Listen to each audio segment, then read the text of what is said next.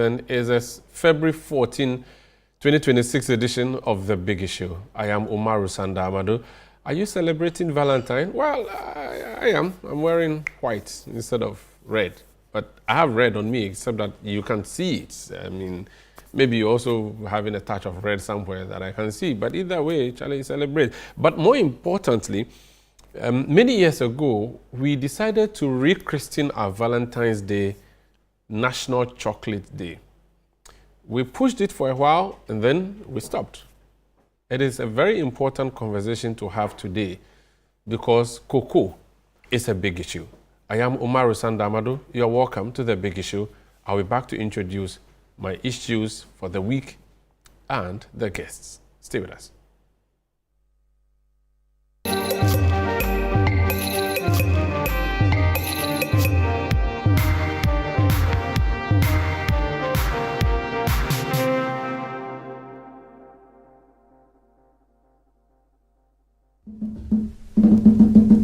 Ago Ghana. This much, we don't just remember where we're from, we celebrate who we are.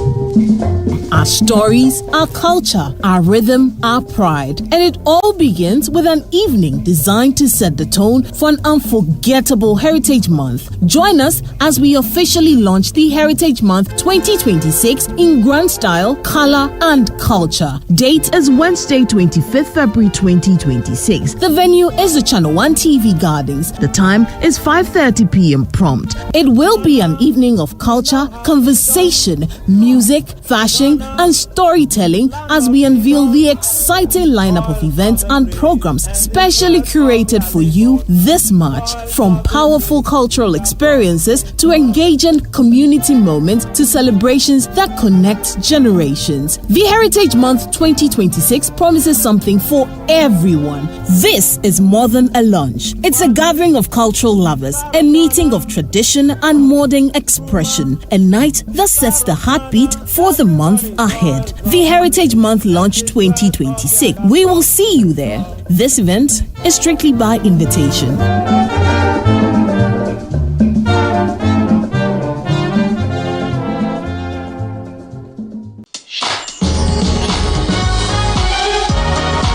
Love isn't always about expensive gifts or grand gestures. Sometimes it's the little things that mean the most.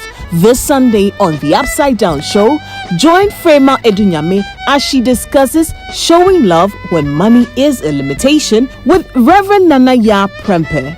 So for people, or let's say couples, who really want to demonstrate their love, especially in this period, Valentine's Day, but the money is not there. How can we go about things?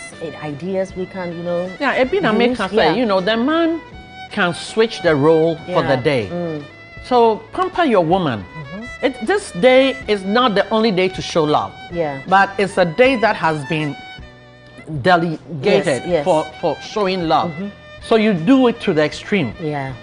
See, until I grew up, I never understood and knew that chocolate, though made out of bitter coffee, did not only taste sweet, but also had some sour and bitterness. But you showed it to me, baby.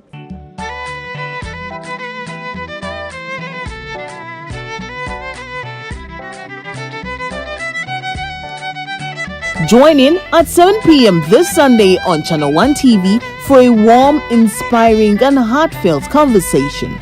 Wishing you a happy Valentine's Day.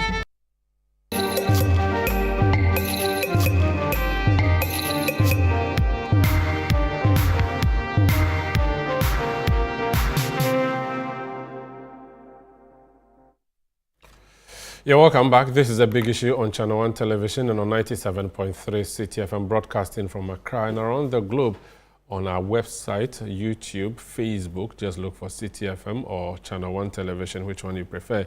If you're holding a small radio set, well, just tune to 97.3. Wherever you're in the country, we have a number of affiliate stations on radio. And if you are interested in watching on television, we are on DSTV channel 363 and other platforms that provide you digital terrestrial services. Now, what issues do we look at? We look at issues that make it to the headlines and issues that are big. And if they are big, they make it onto the big issue. So there are a few issues that we have highlighted this morning that we'll be having a conversation about.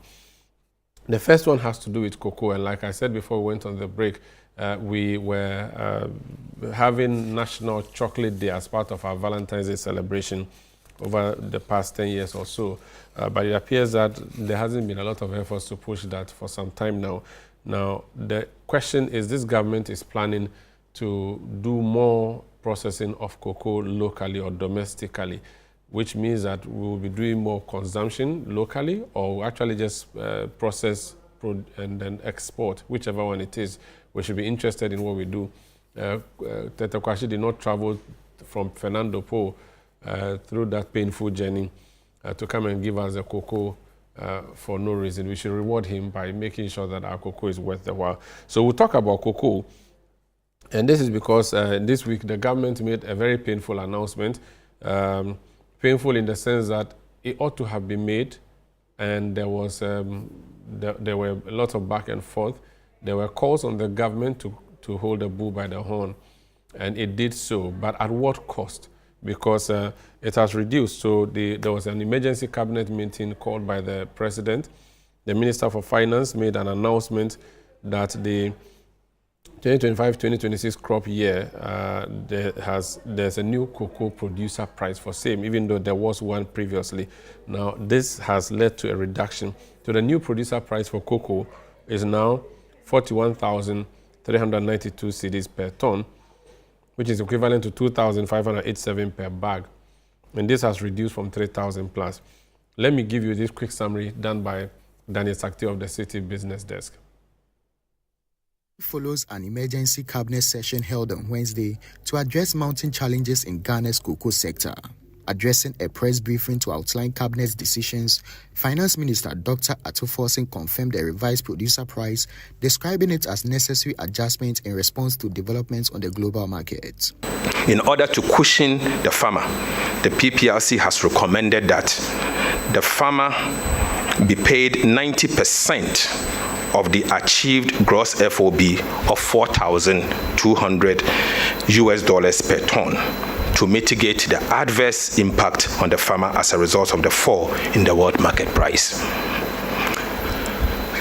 As a result of that, the PPLC thereby announces that effective today, Thursday, 12 February 2026, the new producer price for the remainder of the 2025-2026 crop season will now be 41,392 Ghana cedis per ton and 2,587 Ghana cedis per bag.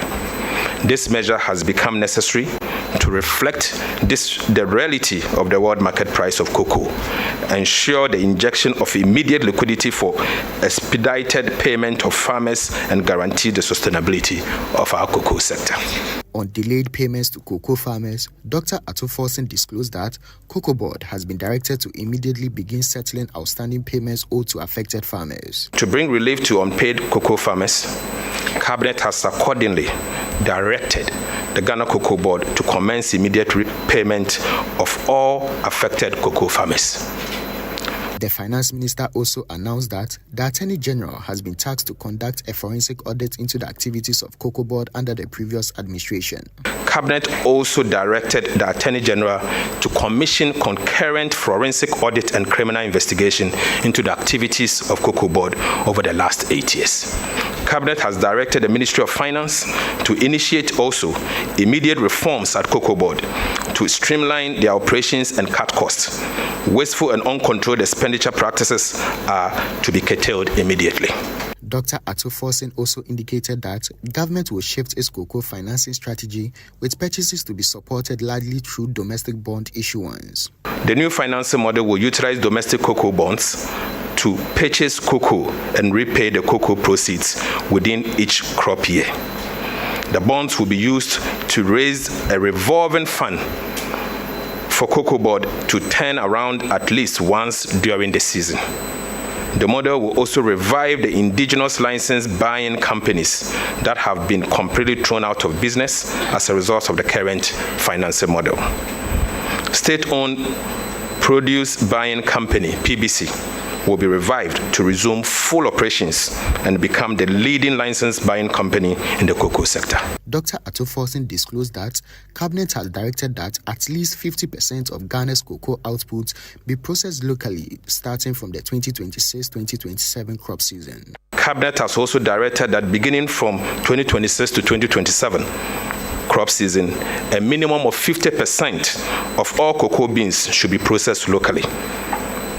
And this will be part of the Cocobod bill going to Parliament. Pursuant to this, the state-owned cocoa processing company, CPC, will be revived as a matter of priority to become the leading processor of Ghana's cocoa beans. I've also, this morning, together with my colleague, the Minister responsible for Trade, Agribusiness and Industry, met with domestic cocoa processors cutting across the private sector who have indicated that they have the capacity and the willingness to process more than 50% of Ghana's cocoa beans going forward. An agreement has been reached on the immediate implementation of this policy. So that's the cocoa conversation, and that will be the platform on which we'll be building our conversation this morning. I have a rich array of panelists that understand the sector. We'll talk about the decision that has been taken by the government. The opposition is already saying it's a haircut that has been given to the cocoa farmer. Now, last week on the big issue, I hosted one of the persons in the cocoa sector, a stakeholder, and he actually called for this. He said that there should be a need for a reduction, and that the reduction was the only way out. The government ought to be bold and do it so that at least cocoa farmers get their money, because what's the point of waiting and not getting what you're supposed to get when it can be reduced and given to you? So the option for government was, should you reduce the price and pay the farmers, or don't reduce and keep delaying the payment? And it appears that after that crunch cabinet meeting, the decision is that let's reduce it and pay them. Okay, so that's one issue on the big issue. Another issue we are looking at is vote buying. Now, last week when we were doing the big issue, the NDC delegates in Ayawaso East were voting. Now, just when I got out of the studio, I saw footage of delegates carrying television sets moving from the voting ground, ostensibly given to them by one of the candidates in the election. The NDC was livid, at least that's what we saw in the communication. The president recalled Ghana's ambassador or high commissioner to Nigeria, Baba Jamal, over that. The majority side in parliament said the election should be annulled. The party immediately set up a committee to investigate. And after the investigation, the committee concluded that Baba Jamal should continue to be the candidate of the NDC for the Ayawaso election ahead of the March 3 by-election. Now, lots of people have been talking about vote buying in regards to this particular issue. One such person is Professor Mike Eronokwe. He is a man of God. He's a former Speaker of Parliament, a former Member of Parliament for Dom Kwabenya. He served also as a minister in the Kufuor administration. Let's listen to what he had to say in relation to monetization of our democracy. I'm not talking about individual issues. Those members of Parliament sitting there, what didn't they give money? So I would like the whole system to be purified more than individual sanctioning. We must bring out systems. How do we ensure? Because you see, in 1992, when the Fourth Republic was born, this thing was not existent. I was a special assistant to Professor Addo. I didn't see money becoming the issue, as today, unfortunately, it is. So, since it's a systematic issue, we must all take chairs, as we say in our local languages, sit down and decide on what to do and what not to do. I'm not talking about individual issues. Those members of Parliament sitting there, what didn't they give money? So I would like the whole system to be purified more than individual sanctioning. We must bring out systems. How do we ensure? Because you see, in 1992, when the Fourth Republic was born, this thing was not existent. I was a special assistant to Professor Addo. I didn't see money becoming the issue, as today, unfortunately, it is. So, since it's a systematic issue, We must all take chairs, as we say in our local languages, sit down and decide on what to do and what not to do. So that's Professor Mike Aaron Okyere, former Speaker of Ghana's Parliament. We will talk about that issue on the big issue this morning. Let me know what you think.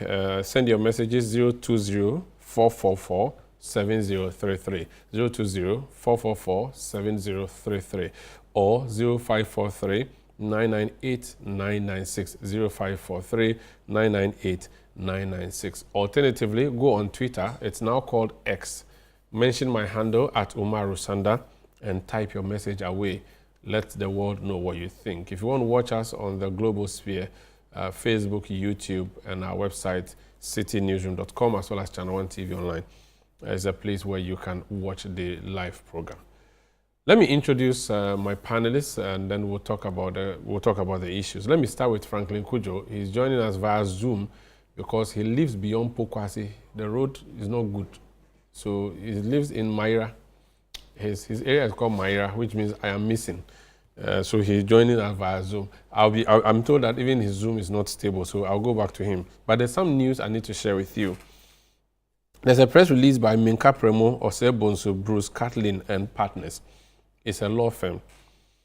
It says public notice, red notice against Ken Ofori-Atta deleted permanently. Interpol does not endorse political prosecution.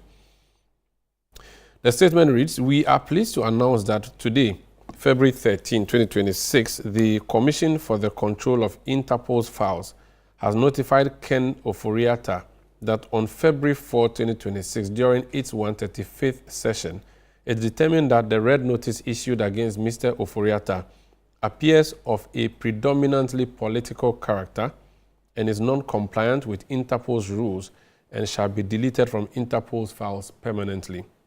Specifically, CCF, that is the Control of Interpol Files, CCF, stated that, quote, after a thorough examination of the elements before it, the Commission found that the challenged data registered by the Interpol National Central Bureau, NCB, of Ghana were not compliant with Interpol's rules and decided that they should be deleted from the Interpol information system, unquote. So this is a statement signed by Justice Kosi Minka Premo, Esquire. He is counsel for Ken Ofori-Atta. That is from his lawyers. Let me now tell you what the Office of Special Prosecutor, which actually requested for this Interpol red notice, has said about that. So it's issued on the Office of Special Prosecutor letterhead, and it says, Interpol decision concerning red notice for Mr. Kenneth Nana Yao Ofori-Atta. The Office of the Special Prosecutor has received the decision of the Commission for the Control of Interpol's Files concerning the red notice issued at Ghana's request for Mr. Kenneth Nana Yao Ofori-Atta. The Commission directed the deletion of the notice under Interpol's rules on political neutrality and notice processing, citing contextual factors at the time of issuance, including polarized political statements from members of current and former administrations about the conduct of the investigation, as well as public controversies surrounding prosecutorial and extradition processes, including public acknowledgement by senior officials at the Ministry of Justice of an inability at the time to pursue extradition due to the early procedural stage of the case.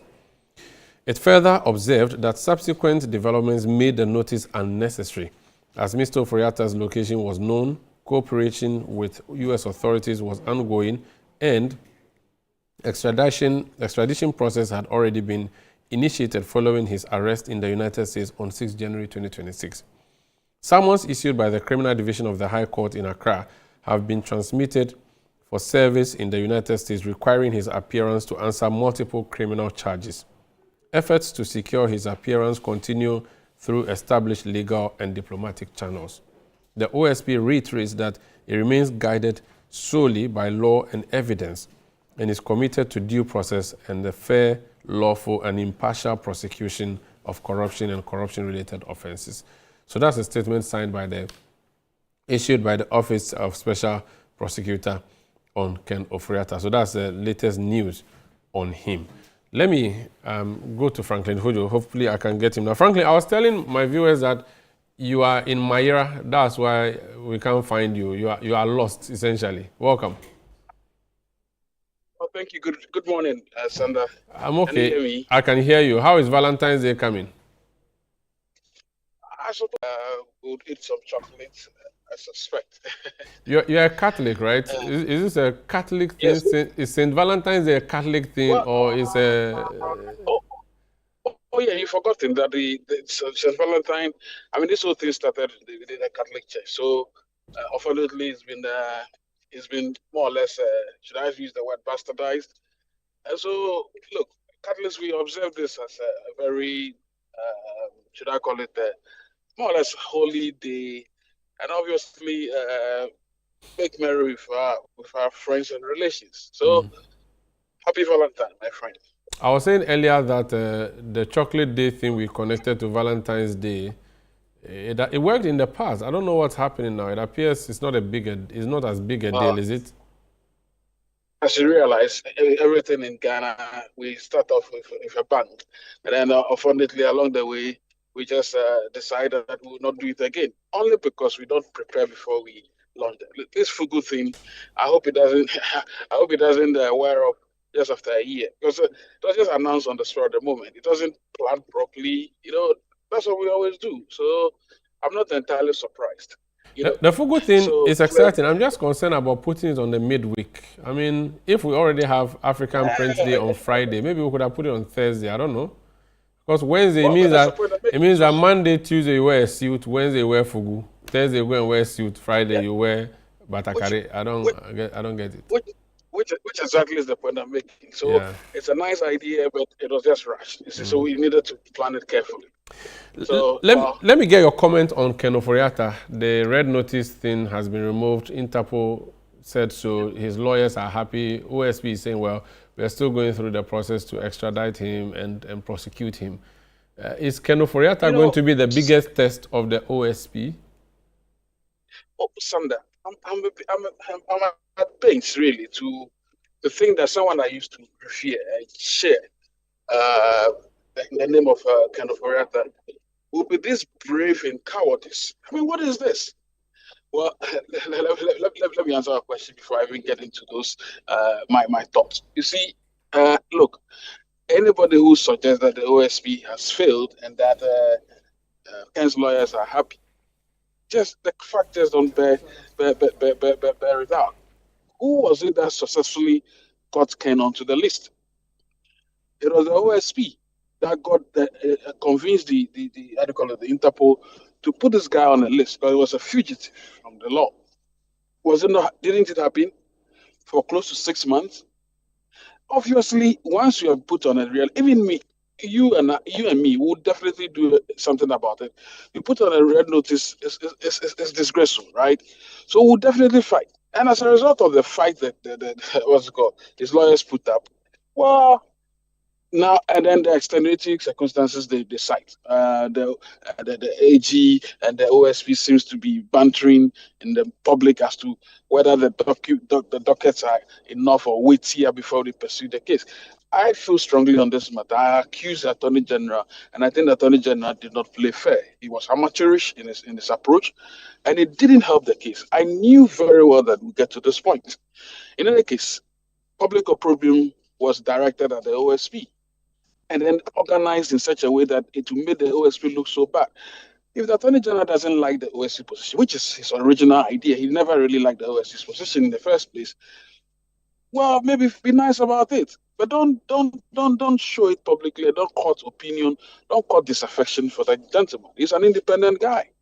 In any case, so what has happened? For me, I don't see anything here. Look, they successfully fought the what's it called, the listing by suggesting that there was persecution in this country. Sandra, you and me, who has been persecuted in this country, having been cited for corruption. But if there's any history, it is the MPP that had actually persecuted people who died in jail. What are they talking about? When Salome and Co and people died, I mean, look at the way they treated Chikata. So let's not even get there. As we speak, subordinates of the finance minister, former finance, are in court. Who is persecuting them? In fact, my good friend Mustafa Hamid now has the Kajuns actually to even say that, oh, what can come. Well, I never expected him to be charged in those cases. But you see, the bravado with which people even speak when they have been accused. It is all part of our democracy. So for Ken, especially, that's where my disappointment actually arises. I'm asking this gentleman that I knew so well. We spoke, we did quite a lot of things together. This guy is running away from accountability. Why? I saw some of the things he did. I mean, Kennedy, he and that lady, Ursula, they signed that in the dead of the night. It was a deputy minister in their government that rushed to us at midnight to give us a deal. I said, hey, says go. That's how we found about Kelly GBG. It was he and the lady. They were the only people who signed. Even cabinet did not know. So what are we talking about here? Then you've been cited about SML. Your own cousin said, hey, I'll investigate you, the president. Didn't you do that? Your own party disowned you after making a lot of economic errors. Anyway, I still believe Ken should not have been the finance minister. Ken should have just been an advisor. He should not have been. He should not have been finance minister at all. Your own very good friend. You had so much hope and believe in him because both of you had American capitalist connections. Yeah, it's all capitalists who are sensible. I mean, they are chronic capitalists as well. I'm not saying Ken is not sensible. What I'm trying to say is that Ken never understood public policy. He never understood the propriety of public policy, especially. But Franklin, he understood private. No, I just want to understand. I want to put it in context for you. He understood private policy, didn't he? He has run a bank for more than 20 years. He has run an enterprise. He has even run a funeral home. All of these things he has done, and in his private life. So the belief is that he can do great in public life. Of course, if he understood that in his private life, he carefully used his money properly. He never misbehaved with his money. In the bank, he made sure that when I give you a loan, I come for it. He was very intent, clever, and made sure that he had those successes. In public office, what did you do? Kenny GVG. As we speak, we are still paying $1.5 million to some fictitious people up until 2028. My good friend Sam just said he can't cancel the contract. He rather allow the contract to run to 2028. Why? He came SML. Would he have used his own money to do SML? What are you talking about? So there's a different incentives when you are private sector, and then it is your money. You see, nobody spends someone else's money as carefully as you spend his. That's true. That's the principle. Unfortunately, the tragedy of the commons works both ways. So whether he's adept at private sector stuff doesn't mean that in the public. Otherwise, those things we saw, 1 million per constituency, Ken will never have used his private money for National Cathedral. Can you imagine?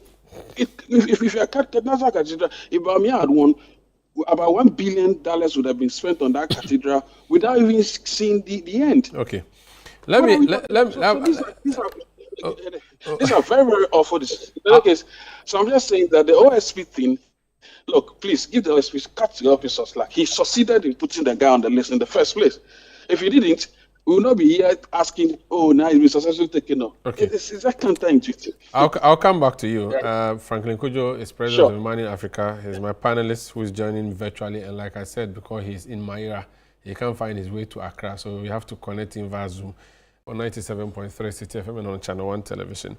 My other guest in studio is a former broadcast journalist, 10 politician, 10 retired politician, Fiifi Boafo. In fact, he was spokesperson to NAPO in the elections of 2024. Fiifi, you're welcome. Thank you. How are you doing? Retired politician, you said. But your party has been retired, so the party is in opposition, but then of course we'll still continue politicking. But you cry, they just ended primary. Who did you support? Your former boss, Kennedy Japan, or Dr. Mahmoud Bawumia? You know, in a political contest, not every member of the party is supposed to be an active participant in that enterprise, because you still have a party to build after that. Mm-hmm. You need people who will help and serve as bridges after that contest. If all of us get involved in the mud slanging, who will be there to help mend the party? And bear in mind, we did not elect Dr. Bawumia to be flag bearer. We elected Dr. Bawumia to be president of Ghana. That's the ultimate. That is the ultimate. We didn't go to the polls to elect him as just a flag bearer. We went to the polls to elect him So you are not openly campaigning in this I did not get involved. Yes. That's the same thing Joe Gatti also said to me, actually, what you have just said. So there are some people who ought to be in the middle to sort things out if things go bad. So it's not everybody who's supposed to take a camp and start shouting. No. But anyway, how are you doing? I'm doing well. Good to see you. Good to see you. Chayo Taylor is good. He's called Huchi. He's in Ashaiman. Charlie, special design. This one for big boys. No, for small boys. For small boys. You have tried, like I would have told him to do something for you. I know Rich. Send me your message.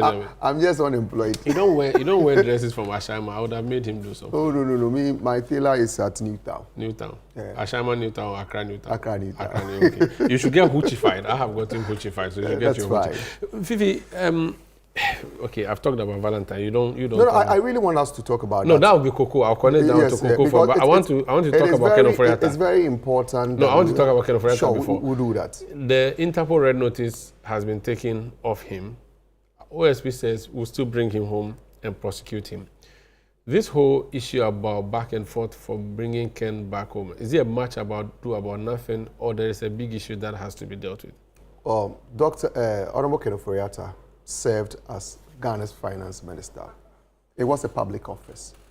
Anyone who served in a public office also has a responsibility to account for his stewardship when there is a need for the person to do so. So if there are questions he has to answer, why not? It is important for him to do so. It is equally important that the process or how we go about it is also very, very important. And I think that the way it's been handled, it gives an indication that it is more of for the optics rather than real accountability. Really? Yes. Despite all the efforts? I think so. There's nothing wrong with asking. I think that the special prosecutor is doing his work.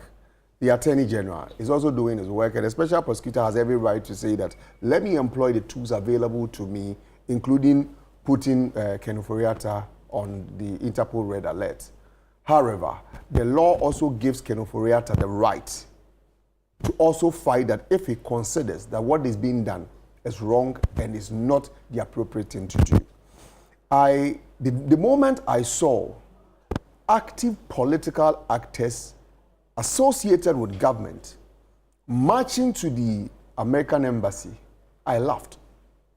And I said to myself, these are the people who are going to give a cause for Ken Ofori-Atta to say that I am being politically persecuted.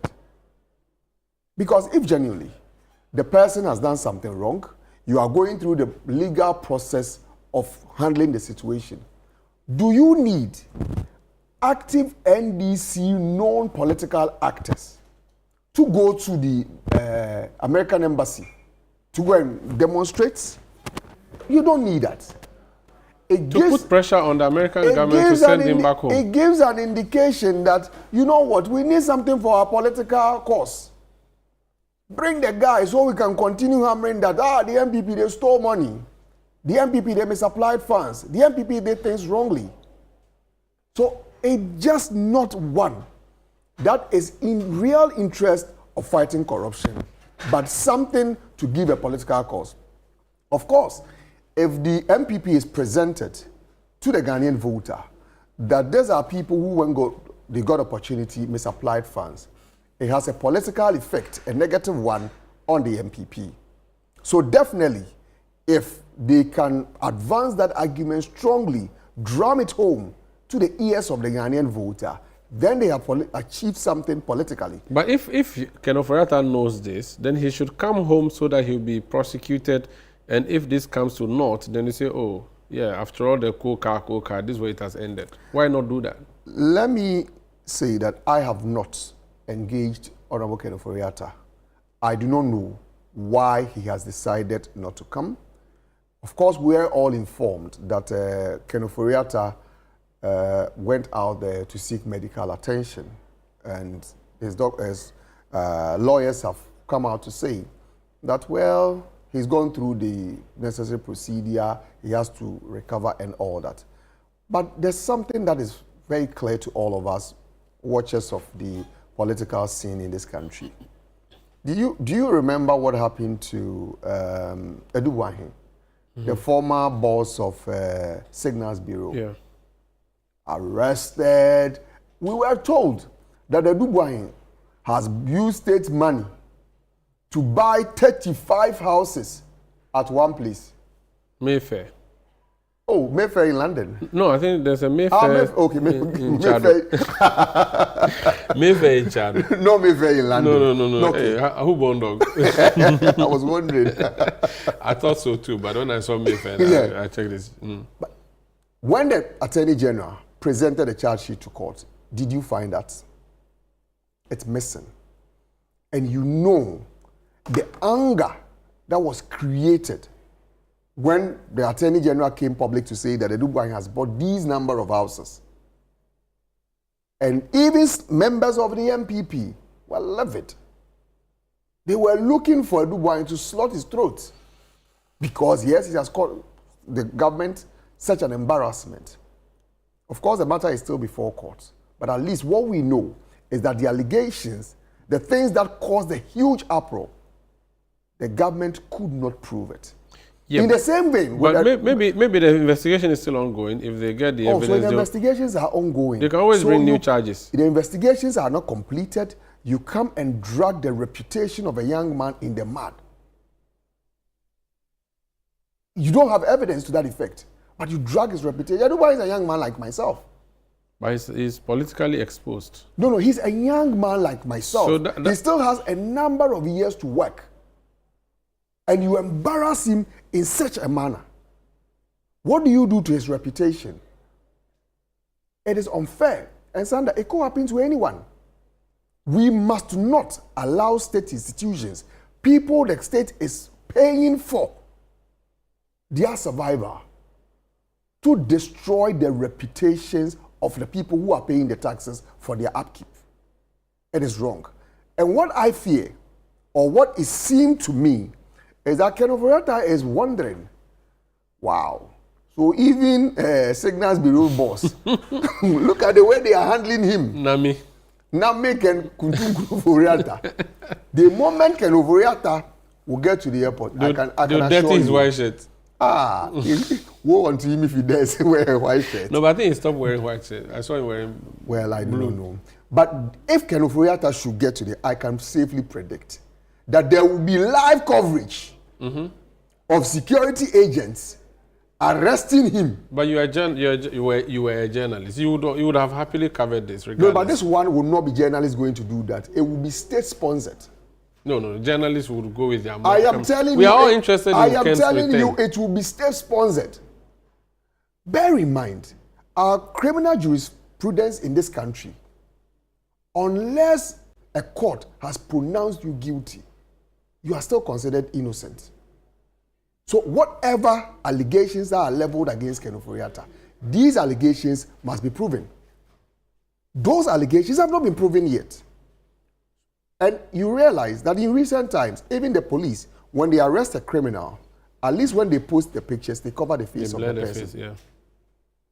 It is to show that let's give respect to people because they are going through a process and the process has not been completed. Dignity. Dignify them. But Ofori-Atta, the moment he gets here, so that is why he continues to stay away. You don't know, but I do not know, but then I can assume that that is what will happen because considering the attitude of government. Okay. When I introduced you, I said all the things I would say, but I didn't mention to that you're a former Cocobod spokesperson. You and the former Cocobod boss, after the election went south, they sent you packing, so you left. Now, the Cocobod is in the news because cocoa is in the news. And I started off by talking about Chocolate Day. Today, Valentine's Day, you are not wearing red, I'm not wearing red. Oh, this is actually pink. Yeah, it's pink. But the thing is supposed to be red. Oh, but pink is actually love. It's a love pink. So you are celebrating. Oh yeah. But then I prefer. I've told your people I want a cocoa powder. Why? The one you were, when you were Cocobod. But don't you serve your guests when you come no, here? We won't serve guests who you, when they were in position of power, didn't give us chocolate. They will come. But well, it's not my job to give chocolates. It's my job to sell cocoa. Fiifi, the National Chocolate Day thing, was it a Jacob Echebilante thing? Yes. Or it was, I don't remember. I think it was in 2008, 2009, there about that we said we were going to declare National Chocolate Day against Valentine's Day. It was actually when Honorable Jacob Echebilante was the Minister for I think it was tourism and modernization of the capital city. When he was the minister, he introduced the National Chocolate Day, and I think it was a savior for this country because the level of promiscuity we were seeing on our streets on the Valentine's Day was frightening. Oh, Fiifi, what are you saying? Oh, where is this Sanda, I remember. This was in 2000, is it 2001 or 2002? I was in Takwa then. It was Valentine's Day. the things I saw. It was Ashawodi. With my naked eyes. Charlie, God should save us. So it was refreshing. We introduced the National Chocolate Day. I think that the NDC don't like the National Chocolate Day. Oh yes. What are you saying? Oh, allow me to explain. Okay. Yes, the NDC, they don't like National Chocolate Day. Maybe because it was introduced by Jacob Echebilante. And people like Kpakpo, who is a Ghanaian, should work towards protecting the legacy of Jacob Echebilante, another Ghanaian. When the NDC took over, I think it became an issue of only holding a ceremony, speeches are read, and then the day ends. When the MPP took over, and I am happy to say that I am one of the people who pushed for the rechristening of the National Chocolate Day to National Chocolate Week. Oh, okay. We actually moved it from a day's activity to a week. And you remember I had some engagement with you. We used to set up a chocolate city at the Tetekwashe roundabout. During the same February period? Yes. So the week that leads to 14th, we'll have a number of activities during the week, and then we'll climax it on the 14th. I am happy to say that these activities led to 100% increase in the consumption of chocolate in Ghana. Really? Yes. 100% increase in the consumption of chocolate in Ghana. As of which year? As of 2023. Okay. Chocolate consumption had increased. The per capita consumption was 0.5 and then increased to 1. Okay. So something significant happened. Sadly, the whole week, even though we've been talking about cocoa and Cocobod issues and all that, I have not heard Cocobod make one statement about the National Chocolate Week. Cocobod is hot. The chocolate is the least of their worry right now. Now, if you but it is the same government. You don't got food to eat, you say you want to go and buy desserts. No, but you see, it is important to promote chocolate consumption. Yes. Because when you promote chocolate consumption, it dovetails into what government is looking at in terms of processing. Yeah. Because when you process and it is not consumed, then what is the essence of processing? Mm-hmm. You must first of all create the market. You must stimulate consumption. And that is when you do processing. Maybe we don't have the taste for chocolate in Ghana. And that's why you stimulate it. And I'm telling you that... Can you force it? No, you stimulate it. I'm telling you that we have done that and result has been achieved. So it is possible. Of course, all of us grew up with Ampesier and Wache and TZ in the mornings, and we do that afternoon, evening. Chocolate really is considered a dessert of a sort, so we are not motivated to go for it, and then we even consider it expensive, something for the whites and all that. But culture is a way of life of a group of people over a period of time. Now you have a disposable income, so you can introduce your case to it. Others have disposable income, they can also introduce their case to it. And then we are building a new society, not the society where my father or my mom will only give me ampesi in the morning or rice in the morning. So we introduce them to it. So if you have a situation where government has decided that such a laudable policy that has actually provided results is ignored, then there's something wrong being done. Of course, that's the only wrong things they are doing. We'll talk about the other things. But it is important to state that it it's unfortunate that the new administration has decided to jettison the whole idea of chocolate promotion, which was it was actually going well. We're not only setting up in Accra, we're setting up in the other regions. Consumption was improving, but hey, here we are. NDC, they don't like chocolate. They decided to stop it. So that's Fiifi Boafo. He is former head of public affairs at Ghana Cocobod. The new person at Cocobod is also a journalist. And Fiifi, before I even go to Kpakpo, why journalists people like Cocobod too much? Because the man who is heading Cocobod is also a journalist. It doesn't mean when you were there, he saw you and he realized, Fiifi is enjoying. Let me also go enjoy. Me, I was a small boy. Me, I was a small boy at Cocobod. I used to listen to you are an executive, chief executive in the office of the executive. There's a clear difference between me and Dr. Randy Abbey. I, Fiifi. In fact, I even went there as a manager. And for a manager, you have a senior manager, you have a deputy director, you have a director. Before you go to deputy chief executive and to the chief executive. He's Oga koto kwata.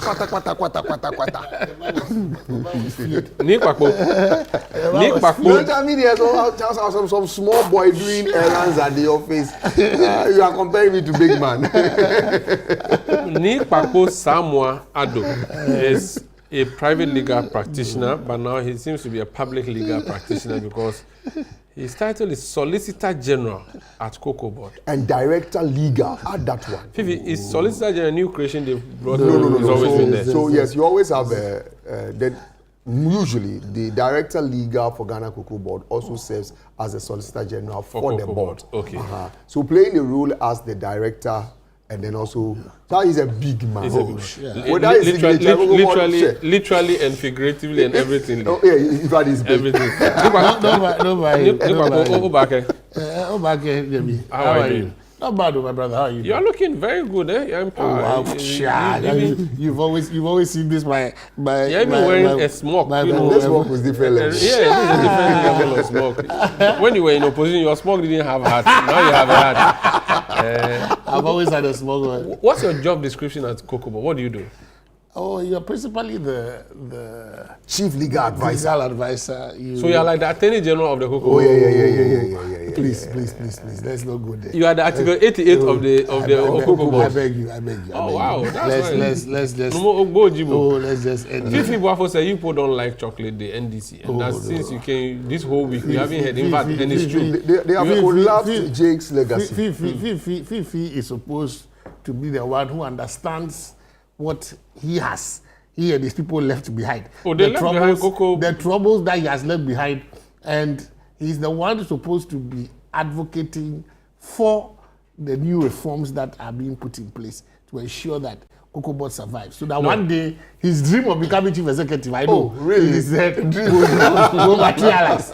I'll ask you about the reform. I'll ask you about the reform, but I just want specifically on Chocolate Day, you put in do a good job. Or chocolate is not a Cocobod thing? Oh, no, chocolate is last year they did not observe it. This year they've forgotten about it. You had a bigger fish to fry. We have a lot of issus this year. But so because of that, you will check. I will ask Jerome what the program was. Honestly, I know there was a lunch. There was a chocolate day lunch. Well, I am not. I know it was no, but wait, proceed. Yes. Now, there's something very worrying. Yes. I'm hearing. Director Legal, Ghana Cocobod, says that there was a launch of Chocolate Week celebration. He does not even know where it happened. No, wait a minute. He doesn't know when the program is taking place, what the activities are. It tells you that, you know what, even him, he doesn't consider it useful. How much more Omar Sanda who said at See the kind of mischief that I thought I know there was a okay, so tell us about the program. Hold on. I'm trying to see if I can find the story. Yes. I've just found the story. You see? Shame on You you. see? Oh, you see? Shame on It you. is so irrelevant Wait, and innocuous that wait. you didn't know about No. it. Yes, Ghana News Agency. Fiifi, I don't like what you're doing. I know what you're doing, but I don't like what you're doing. Maybe it's mysterious. Listen, GNA. And you know the funny thing is that the director, wait a minute, the director legal, his office is actually directly opposite the public PR. affairs. Here in Jerome. So here in Jerome, and he is not even aware. Please, I said it. I told you that was No, he did. He said it. So GNA. In fact, let me see. Is that Samoa in the photo? Okay, he's not the photo. I would have been shocked. So National Chocolate Month 2026 launched. It's not even week. Yes. They have expanded it from week to month. Yes. And this GNA to promote cocoa As consumption for tourism. launching, Story was published on February 12, 2026 by GNA. Hafsa Obin, my own Hafsa Obin, my senior from Ghana Institute of Journalism. you are going to this worsen story. their case because all the things they talked about doing, they've not done any of them. You go ahead Listen and to read the this story. story. Madam Ablajifa Gomashi, the Minister for Tourism, Culture and Creative Arts, has launched the 2026 National Chocolate Month celebration with a call on Ghanaians to consume more locally made chocolates to support farmers, industry growth, and national development. The celebration, which coincides with Valentine's Day on February 14, is on the theme Eat Cocoa, Stay Healthy, and Grow Ghana, with the sub-theme Experience Ghana, Share the Cocoa Love. Madam Gomashi said, let me see if there was any Cocobod person there. They'll always link up. Oh, yeah. Okay. I want to know the activities they plan for the month launch So activity. Mrs. Efua Guajeto, the Chief Executive Officer of Ghana Tourism Authority, was there. They have not quoted anybody from Cocobod. No, but there's always a link. But, Professor William Kofi, Managing Director, Cocoa Processing Company, said that it was... No, he's not a staff of Cocobod. That's a different organization. Okay. Mr. Sam Jerome, Yes. Head of Corporate Affairs, Cocobod. You see? He was there. I want to know. Listen. It's 1 month. There's different... You see, when you launch a month-whole activity, If you will justify you will need to undertake some activities, and it has to make an impact. It is not just to go organize media people, read speeches, First, there was and no go celebration. and go to sleep. Vivi, listen to this story. Listen to this story. Yes. Minister for Youth Development and Empowerment, George Ofori-Atta, offer chocolates, not sex, on Valentine's Day. This is big. You know, this Ghanaian Times have reported this. rhetorics. Kasa, I am from. So first there was no celebration. There's actually even a bigger problem for you, Fiifi. This is citynewsroom.com. Oh, now finally, City had. Yes. No, listen to this. Minority rejects chocolate week gifts over cocoa price cap. Oh, you are. See? Oh no. Nation records. Yes. You want me to go in there? No. They said the new Patriotic Party MPs in Parliament have allegedly rejected chocolates distributed by the Minister for Tourism, Arts and Creative Arts and Culture, Ablajifa Gomashi, to mark National Chocolate Week in protest against the government's recent reduction in the producer price of cocoa. The minority argued that the decision to slash the cocoa producer price from 3,000 to 2,000 has worsened the hardship facing cocoa farmers, and that's why I think we should start this conversation from. Let me state this quickly. You are not a minority MP. Wait, I'm not. But then you brought in this. I'm telling you, I was the chairman of the committee, and I have some knowledge, and just allow me to share. Okay. So yes, these are the things you should be bringing. You should be bringing to us instead of during the MPP administration, National Chocolate Week we actually got the Speaker of Parliament, majority and minority leader, to be promoting, and we got media people, everyone talking about it. Even the director legal here is not even aware of the activities to promote it. He was He's busy. come back. He's helping cabinets come up with. He's come back to the same thing. When I So said I am only saying that this was a weekly activity, and it had a lot of things to be done. So if you escalate it to 1 month, and there is no activity, there's nothing happening. In fact, what happens on the 14th? Just go around and give chocolate, and that is enough. No, I'm telling you, during my time handling this, we had even an arrangement with banks where banks were giving chocolate on Chocolate Day. Okay, that's fine. So they have just Kpakpo, called a press conference, talk to the media, pay them solely, and then hey, don't talk about that in public. Let me introduce someone who used to host the show I host now when I was a cowboy at Australia Junction, Paul Addo, first host of Eyewitness News. and host of Good Evening Ghana on Metro TV. Welcome. Thank you very much, and very good morning to your viewers. Good morning. Paul, why do you have two separate glasses? I'm always been curious. I see you on TV interchanging them. I have to apologize. I'm not able to do the what they call the bifocal, where you can have both the reading and the sight in one lens. So one for reading, one for looking at me. I apologize. But they're same colors. Why? Well, I have some knack for red, so. You like red? Yes. Which means you are celebrating Valentine's Day today well. Yeah. Happy Valentine to everyone who is watching. But they said the chocolate thing, we are not seeing it. Do you see the chocolate celebration? This year? No, not quite. I mean, it's very obvious that but I don't. The PR for chocolate would have started 2 weeks ago. I've not heard anything on radio, no jingle, reminding us of it being a chocolate day and all of that. I mean, I think that's a great initiative. That's one of the positive initiatives that have come out of Cocobod over the years. So perhaps we should hold on to it. I'm not sure what has happened this year, but usually there's quite a bit of promotional activity. Kpakpo said they were busy frying a bigger fish. So okay. Kpakpo, that's what I want us to start from. Talk to us about this. What I said, please, before Fiifi mischief becomes fact. I said we had a celebration. You checked. And it was a one-month celebration. Yes, you have launched a one-month celebration. As whether you are celebrating is another matter. Oh, that's a different matter. Okay. But clearly, we have not abandoned the initiative that they did. Okay. We have continued the good things that they did. Of course, we can't also continue. So when we take the liabilities and the assets, the liabilities, when they are outlined, they must own up to the liabilities that they left behind. And then we'll make progress. Kpakpo, talk to us about this cocoa reforms that cabinet announced. So there was a quick cabinet meeting and then an announcement. It was almost like you wanted to reduce the thing, but you wanted to give it presidential endorsement. That's how it looks like. No, not at all. Talk to us about this decision that you took and what went into it. Not at all. You see, we came to meet a cocoa sector that was literally on its knees. You understand? And it is important to state what the state of Cocobod was as at 2024 when the Dr. Randi administration came in 2025. I'm sure my boss has done an interview here already where he laid out what he came to meet. And by way of just reiteration, as at year-end 2024, the debt that he came to meet was approximately 33 billion Ghana cedis. That was the debt situation. Say 32.9, approximately 33. That translates to a negative equity of 3.8 billion Ghana cedis. So literally, Cocobod was insolvent.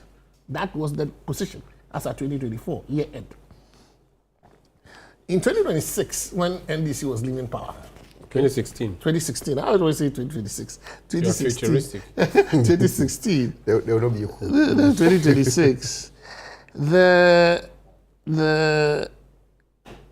company had a positive equity of 1.8 billion. So not negative. Not negative. So what Dr. Randi Abe's administration came to meet was a company that was what? Financially insolvent. That's critical. Now, I've had the privilege of chaired the committee that drafted the new bill, and God willing to be put before Parliament in the coming days. And what it seeks to do is to take Cocobod and the cocoa industry into a new direction. Now, the past administration initiated the concept of a new bill because they realized in the turnaround strategy paper that they prepared that the 1984 bill was not fit for purpose anymore. So the groundwork in terms of the appointment of a consultant for the drafting of a new bill started in the past administration. Some initial work was done, but it suffered some stalemate. But once Dr. Randi Abe came in, one of my first marching orders was to put together the bill, and we did that probably in about 3 months. The focus is primarily on about 3 or 4 areas. One is to stop, based on the experience that we've had, to make it impossible for Cocobod to do or engage in non-core activities anymore. So now we've even criminalized, if the bill is passed, it criminalizes any act that is not in tandem with the core mandate of Cocobod. What are the core mandates of Cocobod for education? Yes, Cocobod is basically the vehicle to regulate the cocoa industry. So we play various roles, but primarily, yes, regulate and then ensure that we get some. Is scholarship a core mandate of No, Cocobod? So would that be criminal? No, that would not. So will cocoa roads be criminal? Yes. Cocoa roads, yes, because that is one of the main reasons why.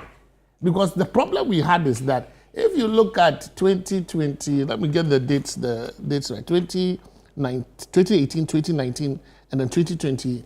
So the 2018 to 2019, 2019 to 2020, 2020 to 2021 crop season. You then had a situation where we had awarded road contracts of 21 billion Ghana cedis when there was no budget allocation.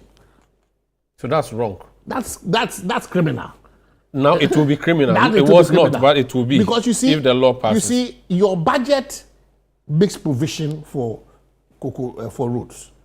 So if your budget says you have 300 cedis for roads, how do you award contracts in a given year, okay, in excess of what you have budgeted for? Okay. What is the basis? All right. So proceed with the now other proposals. That is banned. Mm-hmm. So no chief executive, no board chairman, no one can, even the president cannot call you, the chief executive tell you that, because in the law, if you proceed to do that, you will be held responsible. Mm-hmm. And the minister is empowered to intervene, you understand, where you do anything in respect of that. Secondly, is the policy to add value to cocoa beans. So we are moving to the point where up to 50%. We are not saying that it's immediately, but the aim is that up to 50% of. Was the phrase up to used? Yes, no, up to. I thought it was said, no, up to. Okay. I have the draft. Okay. It's up to 50%. So you can, because we don't have the capacity immediately to do 50% automatic, but the aim is that up to 50% of whatever we produce should be processed locally. And so that's why you are seeing, and that one of the good things about the proposals is the retooling of PBC and CPC. Okay. No, PBC was reviving it. It was on its knees. CPC was on its knees. Okay. If these two, PBC being the lead LBC for Cocobod, if it's active and CPC is also active, that means that we are adding value. Mm-hmm. And Fiifi would agree with me that Cote d'Ivoire, Ghana produce 65%, and yet what is the percentage? 2% is what we get of the total value in the industry. If we are adding value, it means that it will create more jobs, you understand? So that is the aim. Those are some of the reforms that we are seeking to bring. Okay. Then the pricing mechanism. We intend to move away to a deregulated system. You understand? Explain deregulated. So at this moment, we have this PPRC committee, which meets, chaired by the minister responsible for cocoa at any given time. Mm-hmm. It has representations, hauliers, and all the industry players, the farmers, what have you. And then they will meet sometimes twice in a year to decide on the price of cocoa and then announce it before the season begins. Now, we are saying that it should be deregulated. So there's a formula that is going to be embedded in law.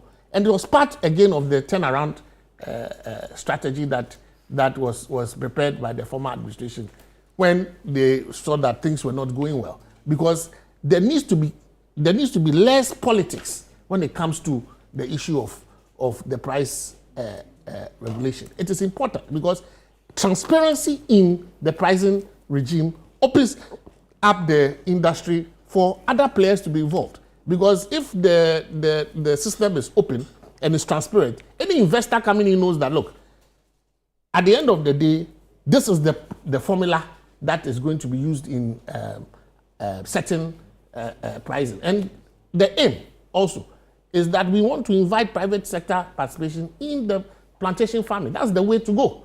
The future of cocoa is plantation farming, so that we can produce in the larger volumes that we need to increase our production capacity. Okay. And to do that, you need to make your system transparent, so that the pricing regime is important. And so we are going to embed in the law that pricing mechanism, which is deregulated, apolitical, and you can see clearly the factors. So once the factors kick in, and just like it happens in our neighboring countries, if the price goes up, everybody sees that the price is up, so automatically the formula will adjust. If it goes down, everybody knows that this is the formula. But Cocobod does, is it forward pricing you call it? Oh, does it mean that then you cannot do that henceforth? No, not at all. But you see the because pricing, you buy ahead of the season. So where deregulation, as I understand it, is like what happens at the fuel stations. There's also a shift in funding. So previously you were doing the syndicated loans, okay? Now the policy directive is that let's look inwards.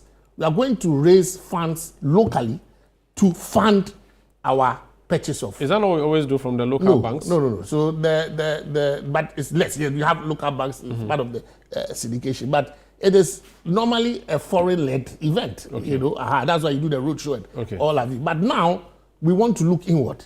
You understand? Make us less vulnerable. You understand? And of course, if we say that our economy has grown, the economic factors are better, why not? It should reflect. Very well. You understand? I have a question for you. So you have these beautiful ideas. Yes. Except that you only realized them when you ran into trouble. Oh. You are using the problems you have. You are covering the problems currently by this your rollout of a policy. If you had a policy you wanted to roll, you should have done it since last year. No, see. You don't come and bring that in the week when farmers are saying pay us our money. Not at all. Not at all. It is. See, when you have a crisis, you must also have a solution. But immediate solution is there. No, so the immediate solution. What you have announced here, this is long term. So not the short term thing that the farmer needs. So there was a short term solution in terms of the fact that the order is released. There must be a release of funds for the purchase. So let's deal with that short. So let's deal with that short term one. That you have given the farmers a haircut. Where haircut here means you told them you give them 3,006. You are giving them 2,004. That is taking money from their pockets. When they have also budgeted their future and everything, you have slashed it by 1,000. That's a big deal. The reality is that if we don't take these measures now, you may end up not even having an industry to work with. Yeah, but it could be a lack of foresight and management. You should have predicted and made arrangements for that. You waited, the horses have bolted, you are now closing the stable. So you started off by asking us to deal with the proposals. If you had started us to find out what the causes were as to why we are here, then I would have moved. What are the causes? What caused this? So now you are. And don't forget you've been in power for 1 year. Oh. His briefing note was programmed in a certain way. No. So the way you started the conversation. No. He knew he was coming to meet me. He knows that I wouldn't go on script. So Omaro, ignore him. I enjoyed the fact that I thought you wanted us to move to the solutions. Yes. Rather than go do because I want to front load the problem. Yes, that's what the causes. You see, when I was talking about the proposed solutions, I never saw my brother Fiifi shake his head too much about what he thought the proposals. He would differ in terms of maybe some implementation. He will have policy ideas. Let's go back. Let's go back to. But there must be the recognition that you cannot then we must have been a very reckless administration who came in and decided to turn everything upside down, and now we have a crisis. That would mean that this administration really must have, been criminally negligent to bring us to have that. This is a problem that Fiifi would agree didn't start from this administration. That's the reason we didn't come to meet a syndicated loan system. Yes. That is an inheritance that has been bequeathed to every single administration in the past 30-something years. Yes, but the win that's of that. It was independence. We should be celebrating. Omaro, if I make the point and then you land, I make the not that I don't enjoy that. No, I'm just trying to let you know. I can go in that direction. No, I'm just trying to say that they saved you. They saved us. Yes, they saved the country. Why did they leave that system? They enjoyed it. Every other administration, from 1993, is it correct? 93, 92, 93.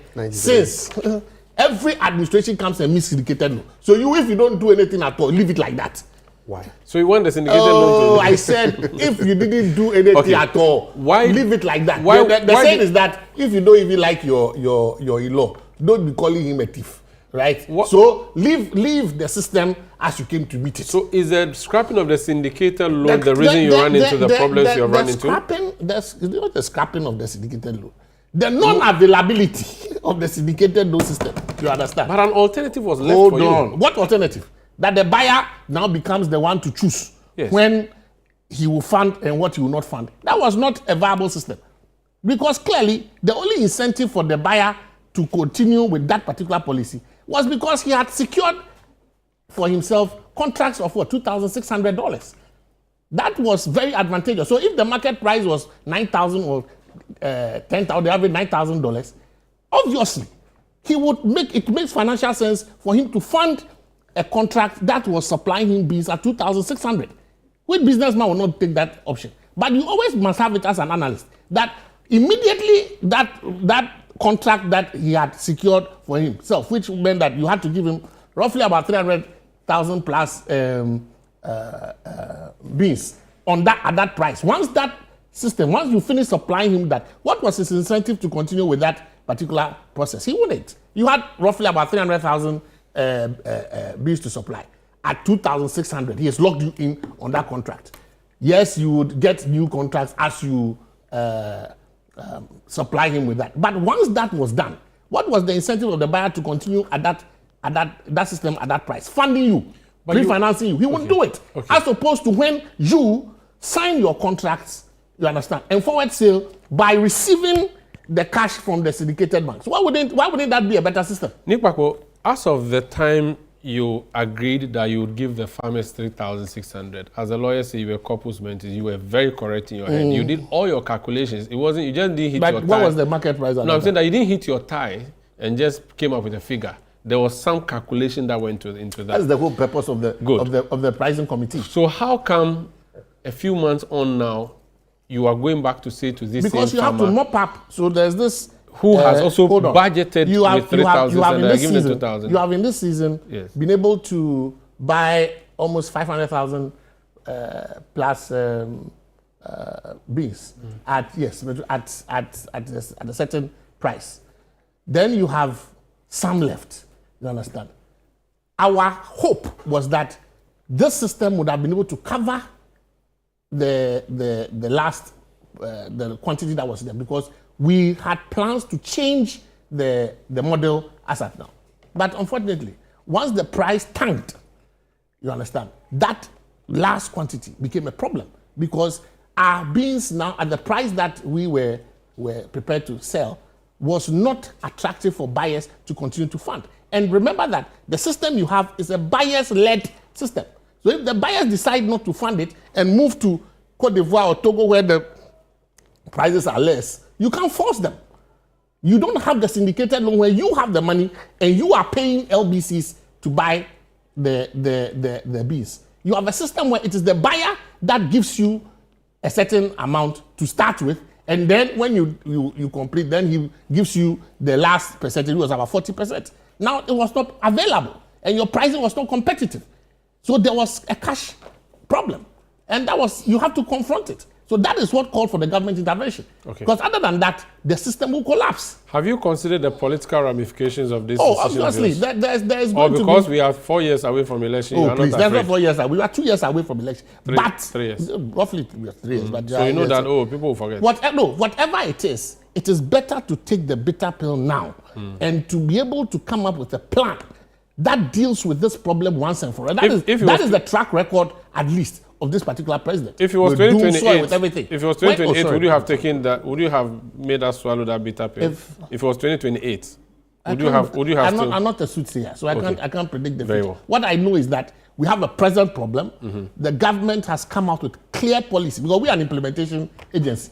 So once policy has come out, it's our duty now to implement. And we always wanted this conversation to also be had. The cocoa industry needed this hard conversation. We needed to be at the front of this. We have had the opportunity. Luckily, based on these new policies, PBC is going to be revitalized. CPC is going to be revitalized. For me, those are the two great things that we move away with. If these two entities function the way they are supposed to function, this will be a game changer for Ghana. Let me bring in Fiifi. Fiifi, when you were at Cocobod, were there plans to reform Cocobod? If there weren't, what do you make of these reforms? They should be exciting and worth celebrating. Well, there were plans. There were plans. He has already alluded to So this is a build-up from there? Yes, a build-up. In fact, the committee which he chaired, his predecessor was the one who was chairing that committee. We have started the process. They only continued from where that committee left off. So these are ideas already floated. Of course, some of them are not exactly as was proposed, and then there have been some changes to it, including the one he talks about, criminalizing what he called as non-core activity. It was an interesting when he was responding to the question as to whether or not scholarship was a core activity. And he said yes. And he said yes, but then he said roads are not core activity. Why do we have cocoa roads? Cocoa roads is just to facilitate the cocoa from the hinterlands, to make it accessible to the port.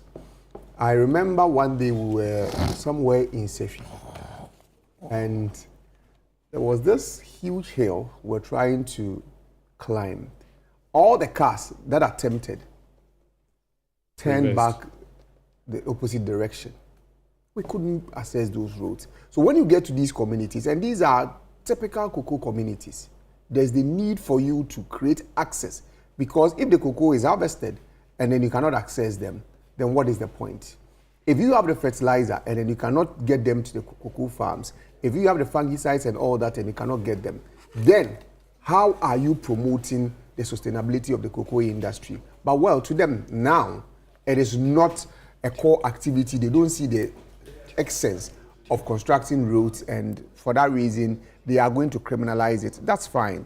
There's nothing wrong. I know that the conversation at the time was that let us move all these cocoa activities to the Ministry of Roads for them to handle that. But to criminalize it, well, that is a policy government has decided to move with. Okay. But so just to say that... so the policies are good? Including the up to 50%. No, but that is one funny one. Why? President Akufo-Addo, when he took over, actually instructed Cocobod that try to get to 50% of processing your cocoa locally. Indeed, when the MPP took over, we were processing about 23% of our cocoa locally. At the time the MPP was leaving office, we were processing 42% of it. 42. 42 from as 20, of locally. Yeah, locally. So if you move it so from, up to 50 from 42 is it's not significant. It's not even specific. Yeah, it's not even specific. I am saying that at the time the MPP took over, we were processing 23%. At the time the MPP was leaving office, we were processing do you know the state of PBC? 42%. PBC is not the only processing company in Ghana. Yes. You have PBC, you have Niche, you have the one in Takrade, you have Olam, Wamco. There are several other processing. I am only telling you that we are processing already 42%. So if government says that let's move it to up to 50%, that's not significant, and that's not going to make any impact. There's a difference between capacity, installed capacity, and ability to okay, so he has said that they left 42, maybe installed capacity. Not installed capacity, that is processed cocoa. That's how much we process, yes, 42%. 42%, but what they have to tell us, that this so-called processing they are talking about, what type of processing are we referring to? Because you have primary processing, you have secondary and tertiary. That is when you get to the chocolate, you have to the creams and other confectionaries. Akko, can you help us with that information when you have it? Okay. He doesn't have that one. Okay, that's fine. So they have to tell us what that means. In any case, it's also talked about the fact that, well, all local processing companies, these local processing companies, the Barrys, the Olams and co, they are agents of bigger multinationals out there. So all that they are supposed to do is to turn it into liquor, butter or cake, and then it is shipped to their mother companies for them to work with it. So there's processing, but it doesn't really... It is primary. So that's why I wanted him to tell us what type of processing are they talking about. Okay. Because that will help us in this whole conversation. Okay. So that's on the general policy. Let's talk about the specific issue of the farmers' money being cut. It is a necessary evil. It's a bitter pill that has to be swallowed now to save the whole sector, he says. It is not. It is actually an act of cruelty against the poor cocoa farmer. I say so because I think the lack of candor in the conversation by Cocobod officials and government is one that must not happen at this time. And they are taking the farmers for granted. They are disrespecting the cocoa farmers in this whole engagement. I listened to the finance minister, and he said that based on what is happening, government has decided to mitigate the effect on the cocoa farmer. How worse would they have gotten? If the cocoa farmer has not been paid for over 3 months, and the only thing you can do for the cocoa farmer is to reduce his income by about 30%, and you are saying that you are mitigating the effect on the cocoa farmer. Really, is that the mitigation you can give the cocoa farmer? What you need to do, or what you need to ask yourself at this point, is that the chief executive of Cocobod, his head of operations, who is the technical advisor on the Producer Price Review Committee, the Minister for Finance, who chaired the Producer Price Review Committee, what are they losing in the scheme of things? In this mess we find ourselves in, they and of course the Sales Executive Committee are to blame for the problem we face. But none of them is going to suffer in the scheme of things. But the poor cocoa farmer is the one who is to suffer. And then the minister says, well, we are helping you, cocoa farmer. Your situation could have been worse than that. How worse? The only reason why we are here, and I like the question you asked about the fact that, so this whole policy, is it the time to launch the policy? The policy is there. It's been worked on. Government needed to find a way of trying to expand the conversation, take attention from the real issue of the cocoa farmer not being paid for about 4 months, the cocoa farmer income getting reduced for about 30%, expand the conversation. So when we sit at this table, instead of focusing on the injustice that has been meted out to the cocoa farmer, we rather talk about policy changes. Reforms. We rather talk about reforms. But which are also very necessary they for the are sector. necessary, but I believe that these reforms, I am very open to engaging in a conversation that look at the reforms and how it will serve the cocoa industry. Okay. But it is only diluting the real issue, because I heard the finance minister say that they have directed Cocobod to pay cocoa farmers. Already, Cocobod has 11 billion Ghana cedi debt owed to cocoa farmers, which they have not paid. Why have they not paid? They do not have the money to pay. So if the finance minister says, I have directed you to go and pay with which money? No, the cabinet has directed the finance minister to ensure that that payment is made. That means that government is going to make money available. Did they say that? Yes. Did you hear that? That is the directive. That directive was not heard. No. You know what? We are at such a critical stage where people have worked the whole year. And when they are supposed to be paid for 4 months, they have not been paid. And when you are communicating to them what you are doing about it, at least the little you can do is to have clarity. That's what. The clarity is that the minister said. There's a directive. You know what, Sandra? You can play the sound right. The minister said, government directed that Cocobod must pay them. So that's the difference. But here. if it was the money was to come from Ministry of Finance, then the minister should have said that government has directed the Ministry of Finance to make money available to Cocobod. Obaru, yes. Cabinet has directed. Said. Okay, let me hear what Kpakpo is saying. Let me hear you, Yes, and then listen, if there's a need to play the audio, we'll do so. But I don't even understand why this will be an issue. It is an issue because this week the money is not there. Relaxes. So you say Ghana is not bankrupt too. I'm not saying Ghana is bankrupt. The minister only said Cocobod must provide the money. What's your fear? What's your fear? My fear is that will pay the farmers. If Ministry of Finance, that you don't want us to pay the farmers. Let's hear him. If the minister is not going to make the money available to Cocobod and only say that I'm directing you, Cocobod, go and pay. Cocobod will not be able to pay. So what we need to hear from the minister is that based on what has happened, I am to release X amount of money to Cocobod for Cocobod to pay the fine.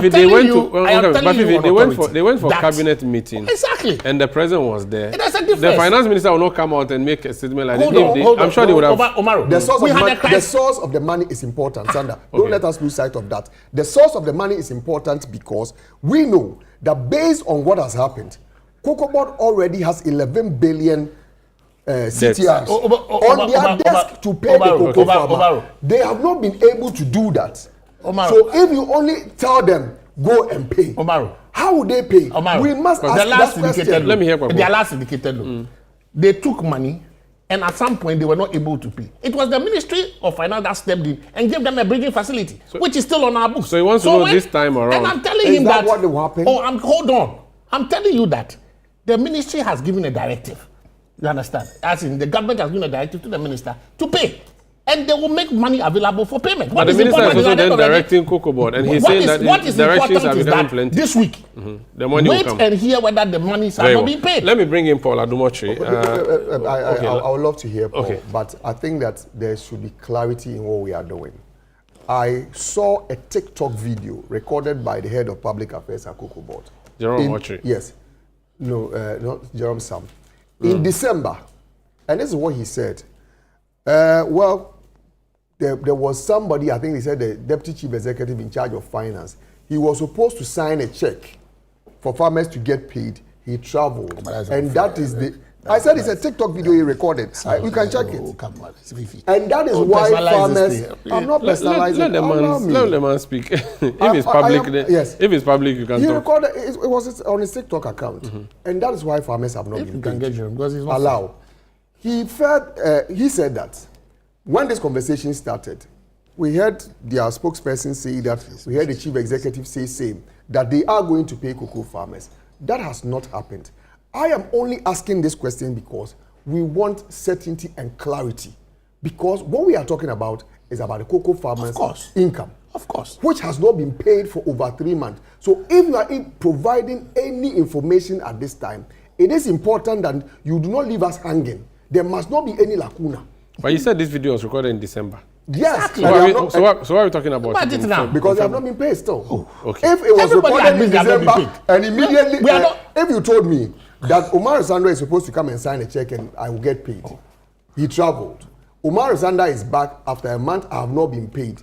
If you tell me that the same Omar Sanda will pay me, I must question it. So you don't believe it? I believe that there must be some clarity. Okay. But just a quick one before my senior Paul comes in. Don't let us get this thing diluted. We are only here because the Producer Price Review Committee met. At the Producer Price Review Committee, you should give the farmer a guaranteed price. And you can only arrive at a guaranteed price when you have done some forward sales and you have also projected right. That is when you get the guaranteed price. Okay. At that meeting, they told us that they've taken all factors into consideration and they can get a guaranteed price of 3,620 for the cocoa farmer. They were giving the farmer, I think, 5,040, and then between 5,040 and 7,200, the remaining will be for the industry cost. Only for them to come and tell us today that what we guarantee you, the 7,200 we guaranteed, we failed. We didn't get it. So now we have another price, which is 4,100. What is even the guarantee that this so-called 4,001, the new producer price they are announcing today, they will be able to go with it? Because at the time they are talking about this, it was 4,100. Today, we are talking about 3,200. So what gives you that comfort? That these people will respect what they have given to the cocoa farmer. Okay. The last thing you need at this point in time is people who will come to you, give you information which you cannot rely on. The farmers are very vulnerable, and this is not how we should treat them. Joe Jackson, good morning and welcome to the show. How are you doing? I like your grey beard. When I grow up, I want to have a grey beard like that. Paul, the issue of cocoa is a national security matter almost, is it not? And the government says the decision that was announced ought to be announced.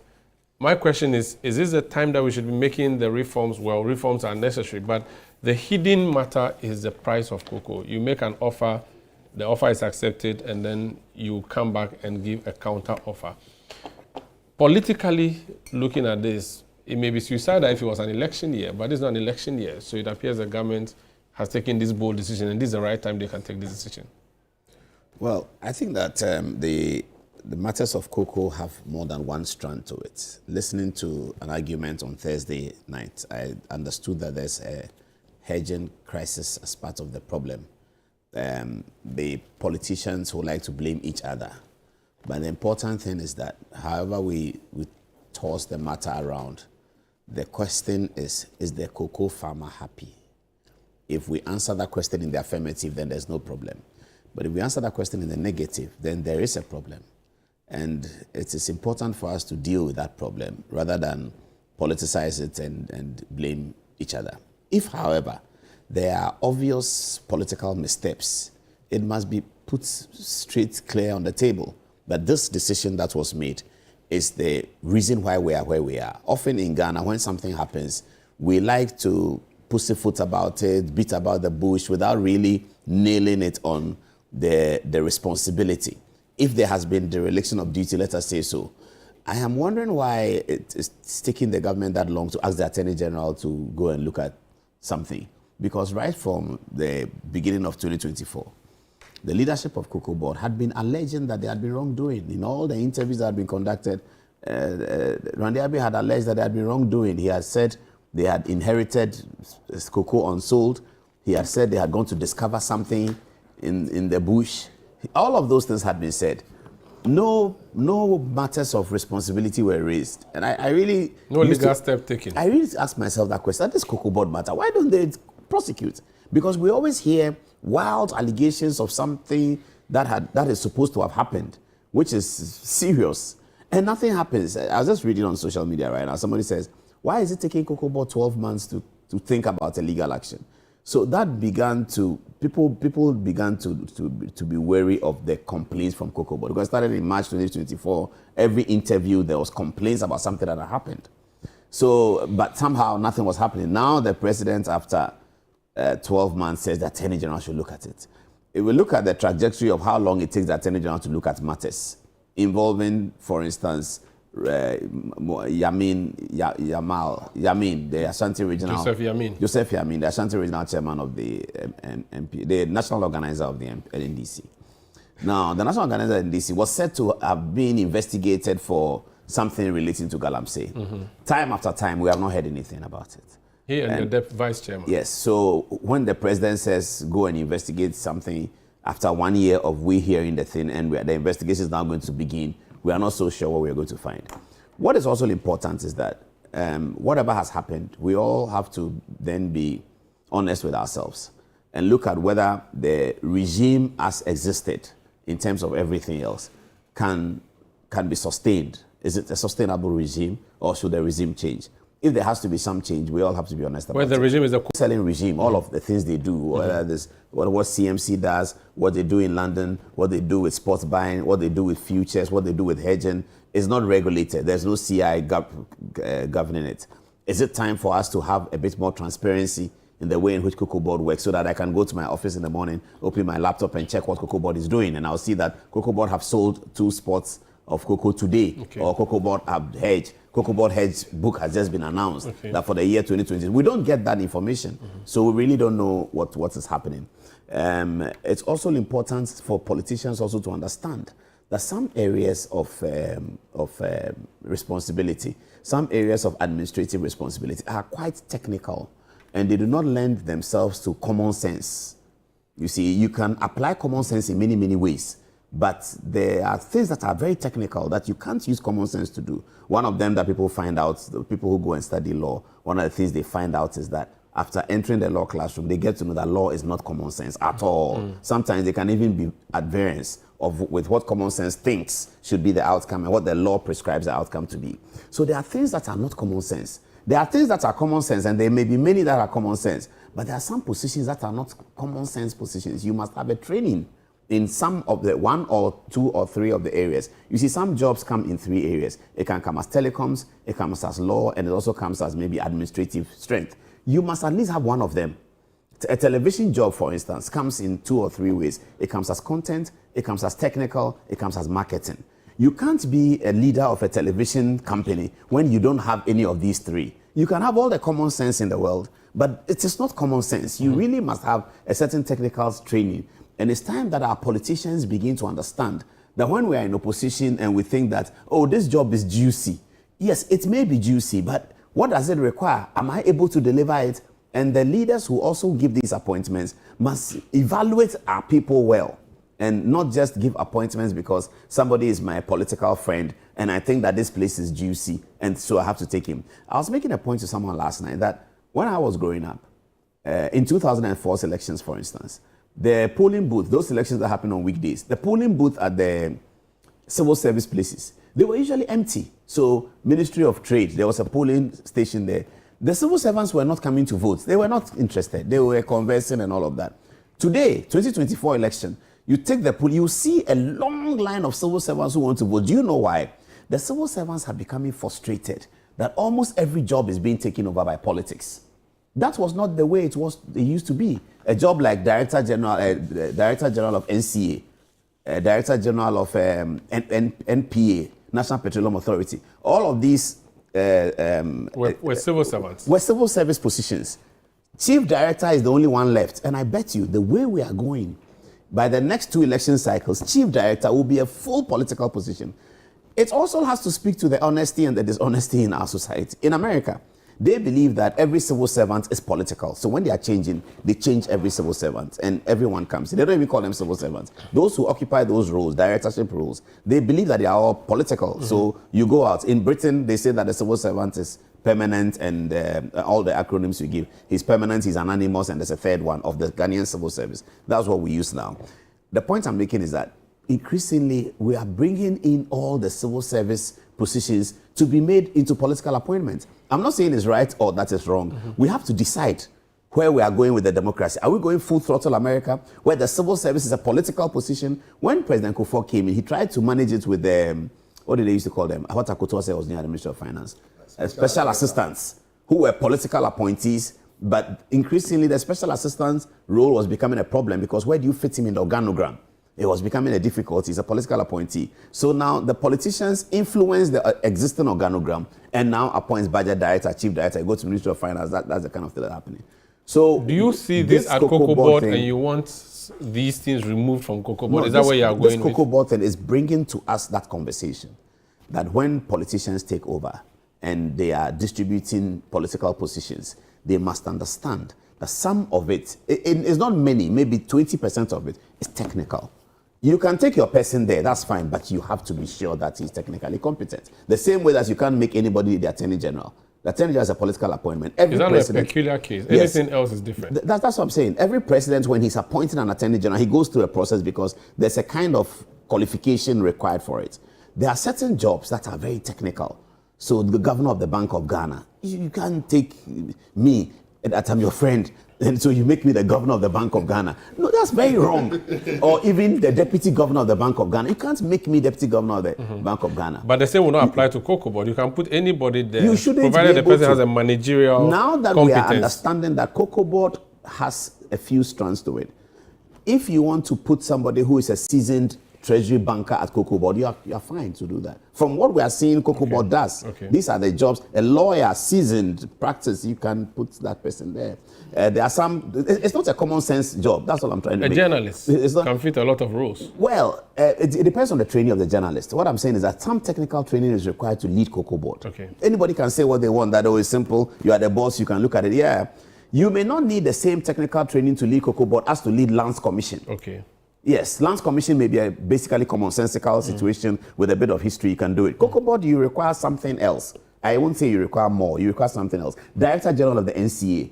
You cannot just be Director General of the NCA because you have common sense. You should know what megahertz means. You either are an engineer, you are a marketer because they market, or you're a lawyer because they have legal regimes that govern them. They go to all of these ISO places and they are dealing with international protocols. So it's important that we get that conversation straight. The good thing for politicians is that most of the jobs are commonsensical, but those that are not commonsensical, let's arrive at it and understand that this one is not commonsensical. Is it common sense that the government decides, listen, we can't pay 3,006 and sustain the industry, so let's pay 2,006 now? That's the most commonsensical thing to do. That's what cabinet came out. Do you hold the view that it's a commonsensical thing to do, that let's reduce or let's shift the burden to the farmer? Or we should have gone for a loan to still give the farmer what he needs? The issue in there is not even about the conclusion or the outcome that they've come to. The issue in there is the trust of politicians. That's really the issue that's playing out. The farmers are not calculating and saying that, oh, they calculated it into 3 and they've given us 1. No. The farmers are saying that given all the circumstances, you were aware as opposition. In fact, the group of NDC people who ran the campaign in 2024, they are even better than opposition because they are former government. Most of them speaking. Arto Forsen was at the Ministry of Finance. He clearly knows what cocoa is about. He can't say that he's not a novice like me. He knew what cocoa is about. President John Dramani Mahama. Sorry, he was actually a board member of Cocobod. Cocobod as a deputy finance by minister. reason of the deputy finance minister. Yes. Also a board member. So Arto Forsen knows what he's talking about when it comes to speak about cocoa. President John Dramani Mahama had been president in the sector. Indeed, the issues of the NDC's Cocobod was on trial during the campaign. And so the NDC was in a hurry to show that the trial going on was a scam and that Cocobod had been better managed by them and that it was being poorly managed by the Akufo-Addo administration. And all of that was applied to support the software issues around the Opuni trial, which eventually the NDC, should I say, succeeded because they actually terminated the trial. So we don't actually get to know the issues that were raised by the prosecution. We don't get a judge to pronounce on them that this happened at Cocobod, this was wrong, this happened at Cocobod, this was wrong, and that was right. The NDC proceeded to enter the nolle prosequi on the justification that the things that they had told Ghanaians at Cocobod was correct. They did that having been buoyed by the fact that Ghanaians had endorsed them 57%. And so they were telling Ghanaians that, yes, you agreed with us that there was something wrong with Cocobod, that we had a solution. And so we are stopping this case. It's not going anywhere. Now Cocobod is in our hands. We'll fix it. That is the matter being determined today. It's not the logical, the commonsensical of it. It is about a group of people who ought to know what is in the kitty, who came to tell us what they will be able to achieve. And you will see that in his final sessional address to Parliament. President Akufo-Addo, the video is going around now. President Akufo-Addo doubted before the Parliament whether indeed the campaign promise of paying cocoa farmers 6,000 was realizable. He doubted it because he was president. He was sitting there. He knew, and I'm guessing that all the cocoa experts knew that that promise was not going anywhere. I even suspect that some of the people who made the promise were aware of it, but the ultimate aim was to win votes, and so they did it. So what is happening right now is a test of politicians, and all politicians ought to be worried because the cocoa farmer is thinking that he has been deceived. And if he has been deceived by politicians, he's losing interest in politics, he's losing interest in the democracy. He's losing interest in another politician come and stand in front of him in 2028 and say that I will do it. He said, oh, it's not the same thing NDC people said. They couldn't do it. So that's really the crux of the matter. It's a threat to democracy. What's the role of force majeure in this matter? Because they will say to you that these were our predictions that we're working with. It did not work, and we are not lying to people. We are being honest. We are saying to them that this is the international market price, and we can't do anything. So we have to go with it. If that was the agenda set before, that whenever we come to power, we will look at the international price. Today, the international price is this. If we were in power today at this international price, we will give you this because we can do this and that and that and that. If ever we are in power and the international price is anything, we will give you this amount of it. So they don't put any figure to it. And so they move on like that. But as I'm saying, this is really a threat to democracy because it's evaluating the trust that you can give politicians. What is the weight of trust that you can give to political promises? We'll find solutions after this break. This is a big issue on ChannelOne television on 97.3 CTFM. I have to hear from Joe Jackson and Franklin Kujo. Then we'll find solution around this table and we'll talk about vote buying and how the NDC handled Ayawaso East. Please stay with us. Yeah, welcome back. This is a big issue on ChannelOne television and on 97.3 CTFM. In studio, I have Fiifi Boafo. He's former head of public affairs at Ghana Cocobod, and also Kpakpo Samoa Addo, currently Solicitor-General. He's like the Attorney General of Cocobod. Paul Adom is host of Good Evening Ghana. Well, you don't want me to introduce you. Adumoju is host of Good Evening Ghana. Franklin Kujo is president of Imani Africa. He is on Zoom. And then I have Joe Jackson, who is CEO of Dayless Finance. Joe, this is a finance matter, is it not? And is it the case that someone mismanaged the finances of cocoa and we are seeing what we are seeing, or it is a lack of foresight and prediction? You see, I took a deep breath. I wish we could just say it was one issue. The first issue is this. Over time, we've all, the politics of this country have treated Cocobod as if it was a piggy bank. So Cocobod gets money, and then we use it to finance everything. So Cocobod got into a lot of activities that it didn't need to get to. Then over the last few years, and I'm talking the last 6, 7 years, maybe more, there was even no money. Cocobod was making losses, and yet we still funded non-core items. So essentially, Cocobod was bankrupt. That's the reality. That's the reality. Cocobod was bankrupt or is bankrupt. Now, at the same time, so we have on one hand, we are in a very hard place because progressively we have raided Cocobod, used it for other things, throwing copious amounts of corruption. We've raided Cocobod. I think that's a hard. That's problematic. No, because if hold on, Mr. Jackson, why don't you allow me to land first? I will do so. But if you are accusing people of corruption, you must back it with evidence. We have a cycle that's happening. No, but hold on. We have a cycle that's happening. So say throw in an allegation of corruption. A perception. Okay.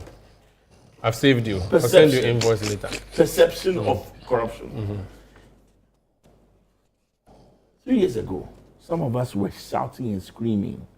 We don't have reports from Cocobod. We don't have Cocobod. Even the reports we have show sudden jumps in employment and are showing losses. Right? Now, the problem we have is that that's one of the issues we have. The other issue is that this has also this problem with the whole Cocobod and I'll say the sector, because PBC is in disarray. Cocoa Marketing Company is in disarray.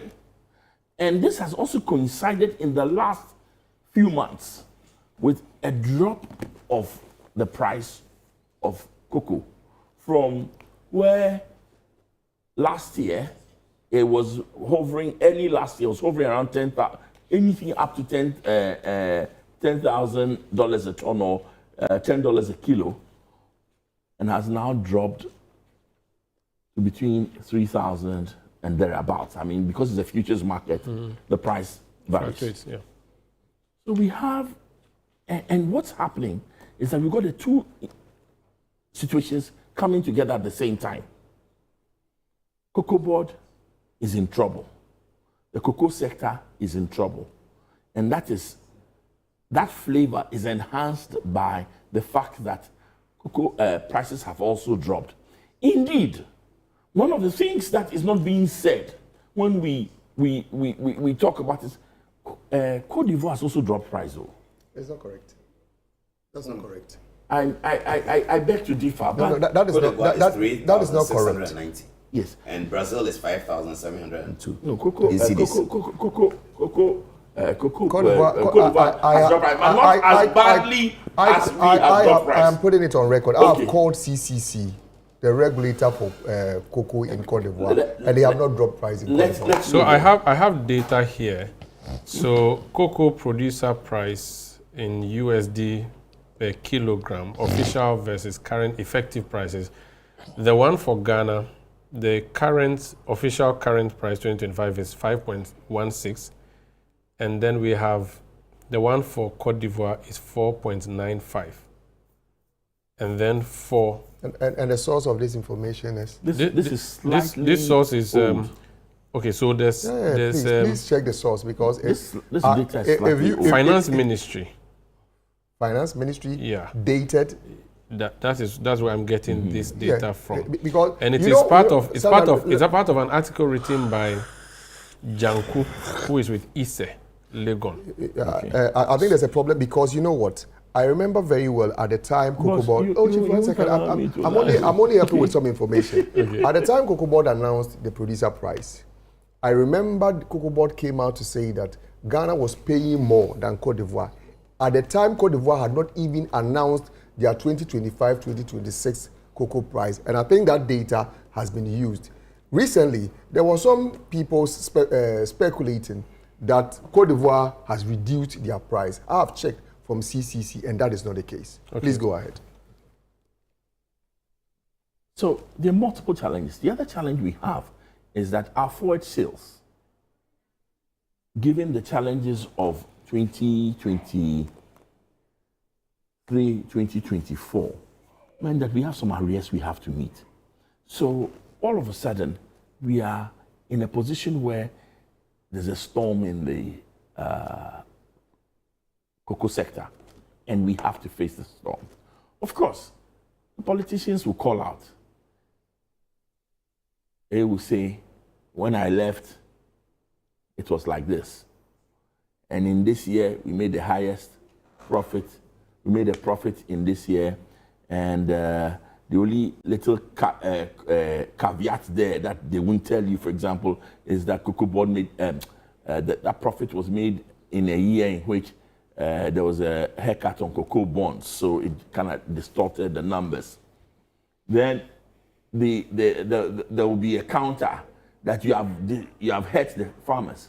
Are the farmers hurt? Yes. The farmers are hurt. The farmers are not happy. But who would be happy when prices of their product on the international market has dropped, and you are passing on that price to them? The farmers would prefer to have a consistent, uniform price. That should have been achieved if we had some sort of stabilization fund. But remember where I started from, that the institutions are broke. And we have not been able to borrow any money. So there's no money to create that sort of stabilization that ideally could have been used to. So a hedging of a sort. My question is financial management. We've seen what the government has done now. So the farmer is not happy. The farmer is not happy. And the farmer must not be happy, at least based on what we've seen. But overall, is Ghana happy because of the measure or the step taken by the government that let the farmer suffer for the ultimate good of the country? It's a tough one. Because you see, there are two sides to the... Nothing is two sides to the story. But on one hand, cocoa farmers have about 800,000 households. I'm not even talking individuals. So multiplied by whatever number, some people say 4, some people say 6. You see the number of people who are going to be affected and who are not happy. Put that one to one side. But you see, the reality of the situation is that Cocobod can't do any syndication. It is broke. It can't even pay what it has done. So we must use the bonds. I'm not, unfortunately, I'm not looking at it as if we have a choice. Some of the policies are announced, we don't have a choice. Because if you say, even as we said, to get to where we are, to get to be able to even issue the cocoa bonds, government is having to absorb huge sums of money, transferred to the Ministry of Finance and the Central Bank, transferred to the roads and highways. Still who owes? It's still the public purse that is being used. So, unfortunately, we all losers in this. We need cocoa. the cocoa sector was an important sector, not just because it's one of, before gold prices rose, it was one of the most important sources of foreign exchange in this country. It is still an important source of foreign exchange. It is still an important employer of people in the sector, and it's a source of pride. And that's why Cocobod was set up. And unfortunately, there's been mission drift, bad mission drift on Cocobod. So nobody is going to come out of this nice. I'm going to come around and ask how to fix this permanently. Is it the reforms that are going to be the solution? Is it Cocobod? Let me start with Franklin. Franklin, earlier when I spoke to you, you mentioned the whole nomenclature called Cocobod and the challenges thereof. There are people who say, okay, so all of this happening, how come we are not seeing salary cuts at Cocobod? Should we collapse Cocobod and just allow the system to run as is? There's a view that that actually could be the solution. Should we go for loans? Should we do some permanent hedging of a kind? I want us to find solution in 2 minutes each around the table. From you. Well, as you realize, all the conversation that has happened points to one thing, that the state has become the greatest fiction at whose expense everybody wants to live. You know, we don't create anything.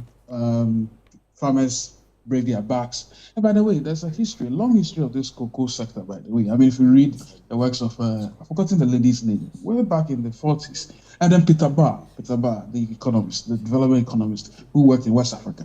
He wrote tomes about the way cocoa has been managed and the way the colonial setup had made sure that cocoa was regulated and the state creamed off this deal.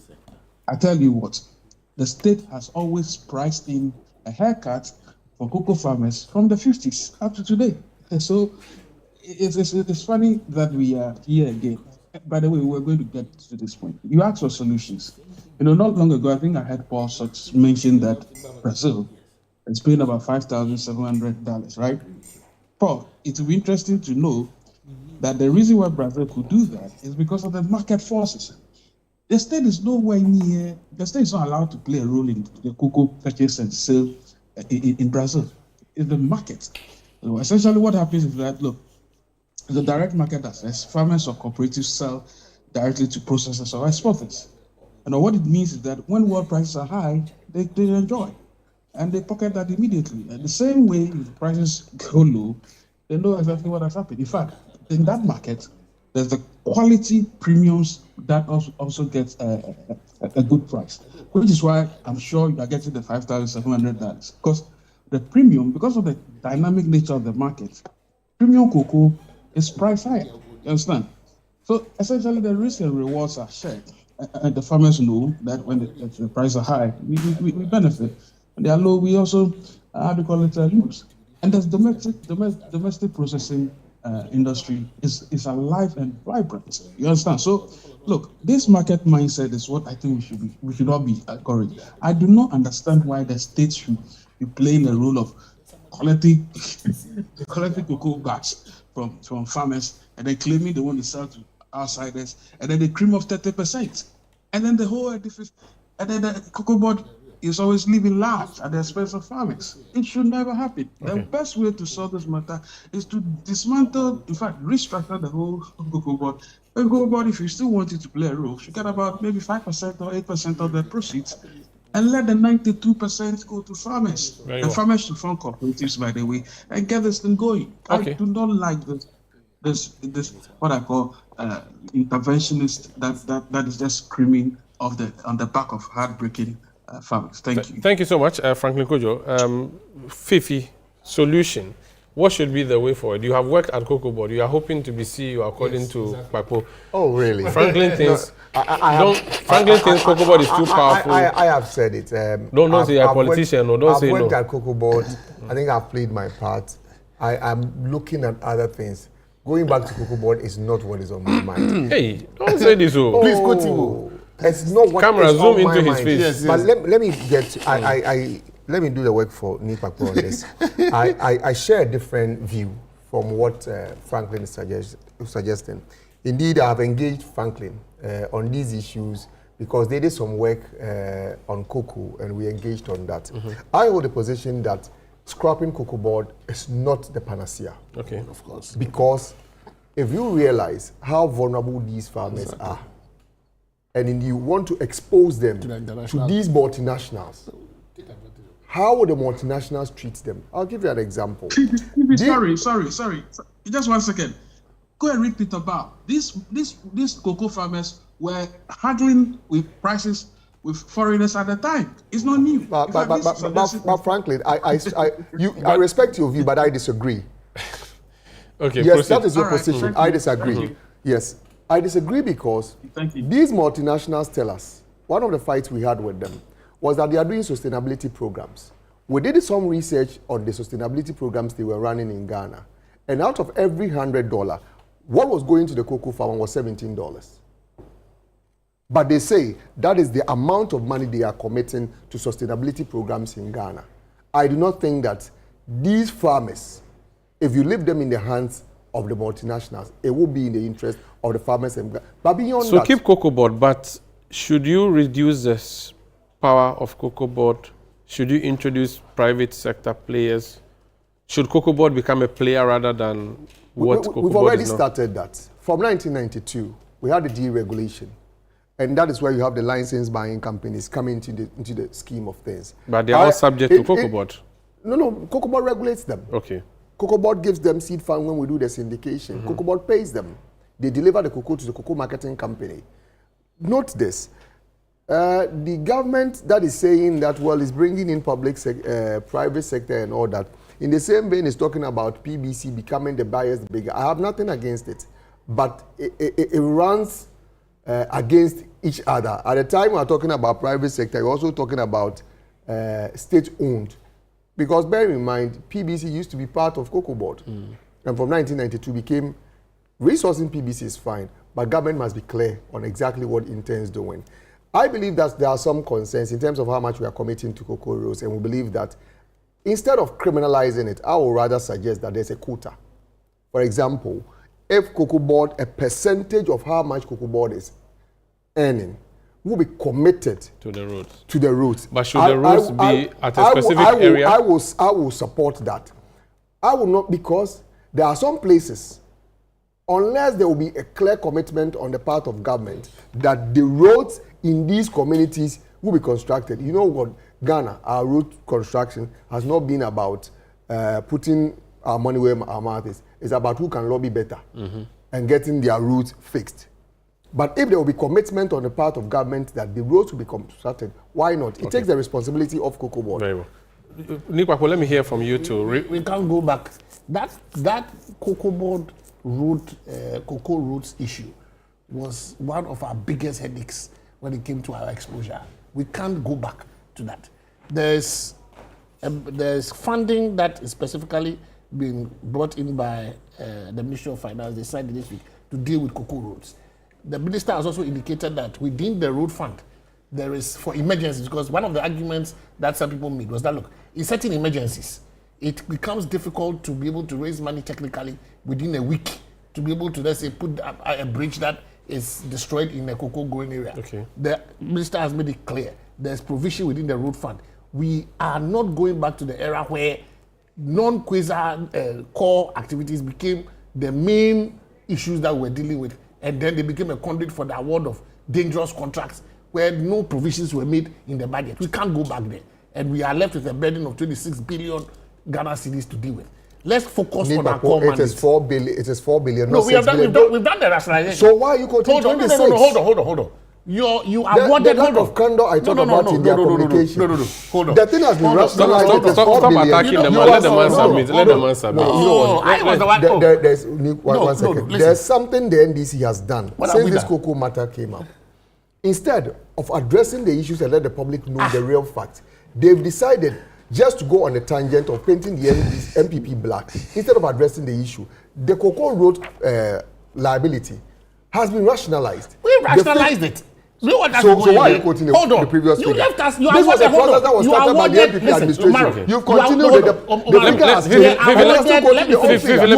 changed. You awarded contracts. Kpakpo, we are looking at solutions. Yes, I'm coming. And it's creating problems instead of finding solutions. Well, he came up with this that no, we should make provision for some of these cocoa roads within our law so as to ensure that in case of emergencies or this thing, a certain portion. I'm saying that there's a good reason why we don't want to go back, because that system was abused to the point where you had exposure there of must 26. be laws to address the abuse. 26 billion Ghana cedis. So that cannot be. You also agree that Cocobod remains, but should your there's- salary be cut? People are saying the salary should be. Those are the messages I'm saying. Well, that is the Why that, can't the will- farmers that one will salary? be made by the policymaker. We don't pay ourselves. So, Okay. If the policymaker No, decides that you pay yourself. if the policymaker It's the board. He's an employee of Cocobod. He is the board secretary. Yes. Cocobod salaries are not determined by the ministry. Of course. It is determined by Cocobod. Of So if course. he sits here to say that they don't determine their salary, I must correct him. Okay, board secretary. Joe. Listen, you know, the problem always is this. We are faced with today's situation. How do we make sure we don't get there? The amount of transparency we would require from Cocobod is enormous. The accountability is enormous. And we can't go through this cycle where essentially money is chopped, the institution is run down, then we need effectively what is a bailout. Because what has happened to Cocobod now is that the public purse has assumed large sums of money, one for the roads and the other to bail it out, so that it can go back and borrow. So the farmers are bailing out Cocobod. Not just the farmers. The farmers are, you see, with the two situations at stake. The price has fallen. There's no money to insulate the farmers from the falling price. So the farmers, you can't talk about it as a haircut. The farmers are just being made to face market prices.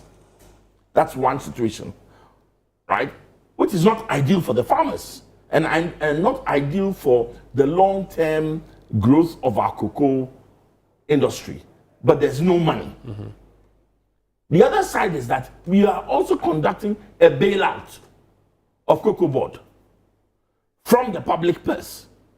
And when you say somebody has assumed the debt, it sounds nice and easy. All it means is that the public purse is going to be asked to pay it. When you say something should be converted to equity, somebody has to put the money in there. So there's been a bailout on the public purse. So there's public debt. There's public debt.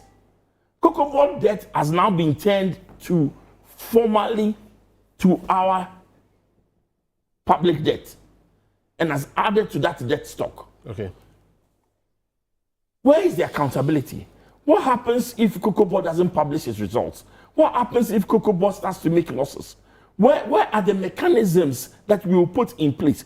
If there's a reform, I want to see written in that law, if Cocobod makes a loss over a certain period, there should be an automatic adjustment, just like we have a fiscal council for this country's finances. Where are the constraints on Cocobod? Same thing And then take out all those non-core issues.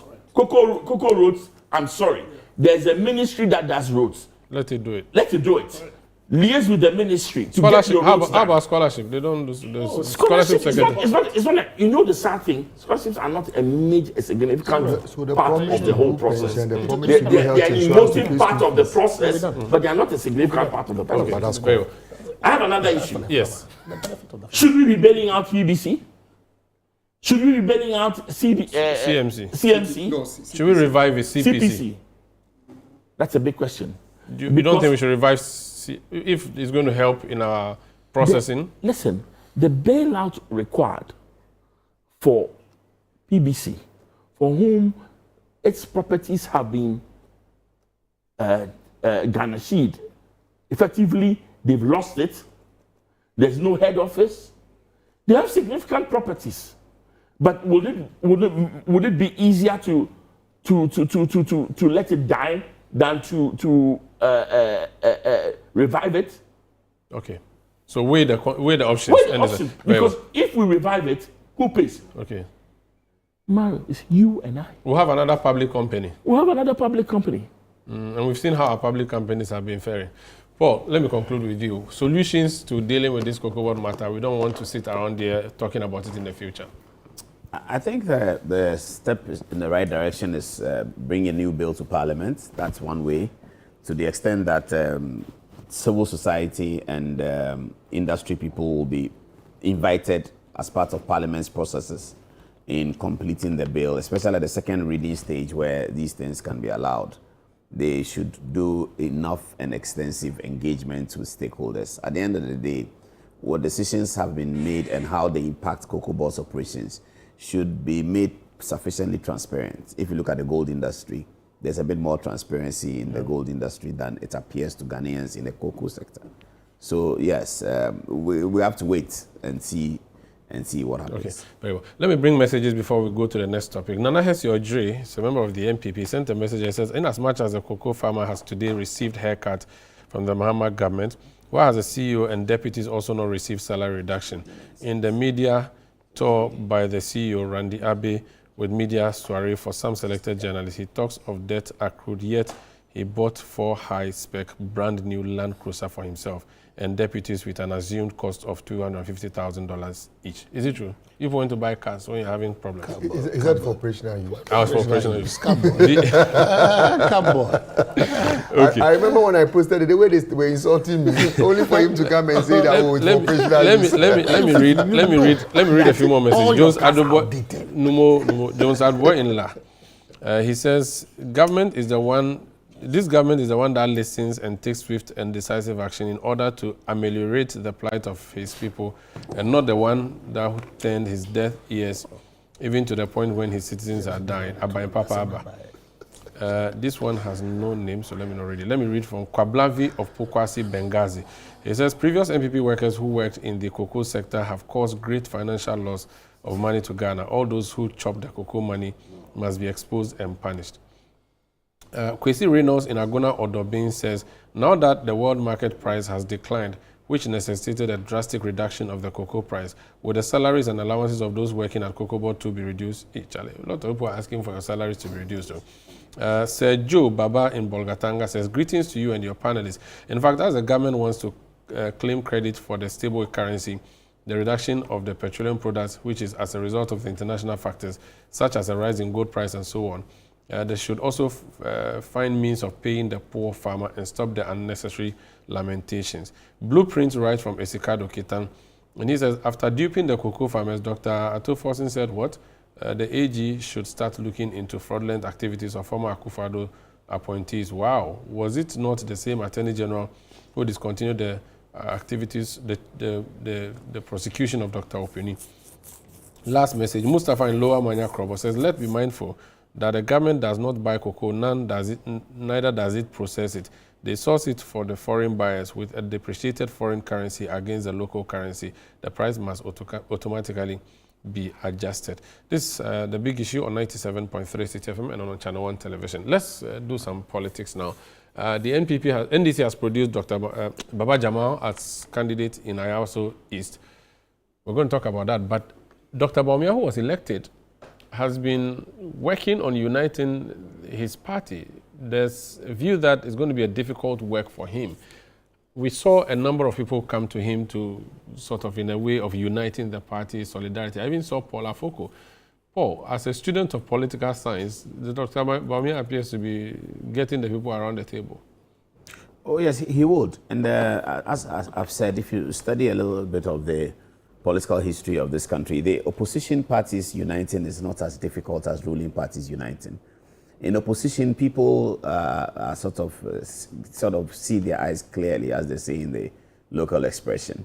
The desire is simply to win power, and the desire to win power is usually takes over people's personal ambitions. It doesn't remove the personal ambition, or it doesn't remove personal scores, but it just suppresses it for a little bit until power is won, and then you see those expressions again.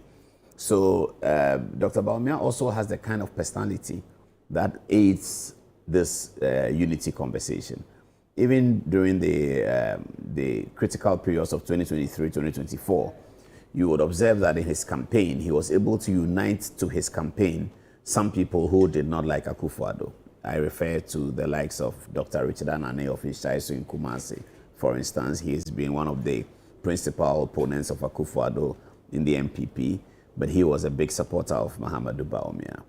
some people who supported Kufuor and the Kufuor-Akufo-Addo factions of 98, you will see some of them who were in the Kufuor faction supporting Mahamudu Bawumia. So he seems to have that kind of personality. So the NPP is lucky to have a person at this time who is able to quickly reorganize that.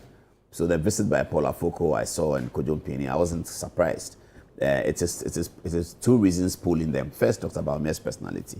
And secondly, the NPP is in opposition. So there's enough time to express their view. There's enough time to vent. And Dr. Bawumia seems to be indicating that he has the listening ear and the heart for one to come and vent to about whatever has happened in the MPP. Because whatever has happened in the MPP, Dr. Bawumia at the end of this campaign has also suffered some. And so he's no longer the person who people looked at as having been given an advantage in 2023, 2024. Now, having come from that advantageous position, now into the doldrums, fighting this campaign where he was a target of 5 presidential candidates, things were said, things were done, things were heard. So Dr. Bawumia has also experienced what some of the victims, those who call themselves victims in the MPP, have experienced. So it is aiding him to give a big heart and a big ear to all of these people. That's going to put him in a very unique position to be able to unite the party. The other reason why the MPP is eager about uniting is that they are beginning to see clearly from the data that the 2024 election was not lost on the basis of competition with the NDC. No, certainly not.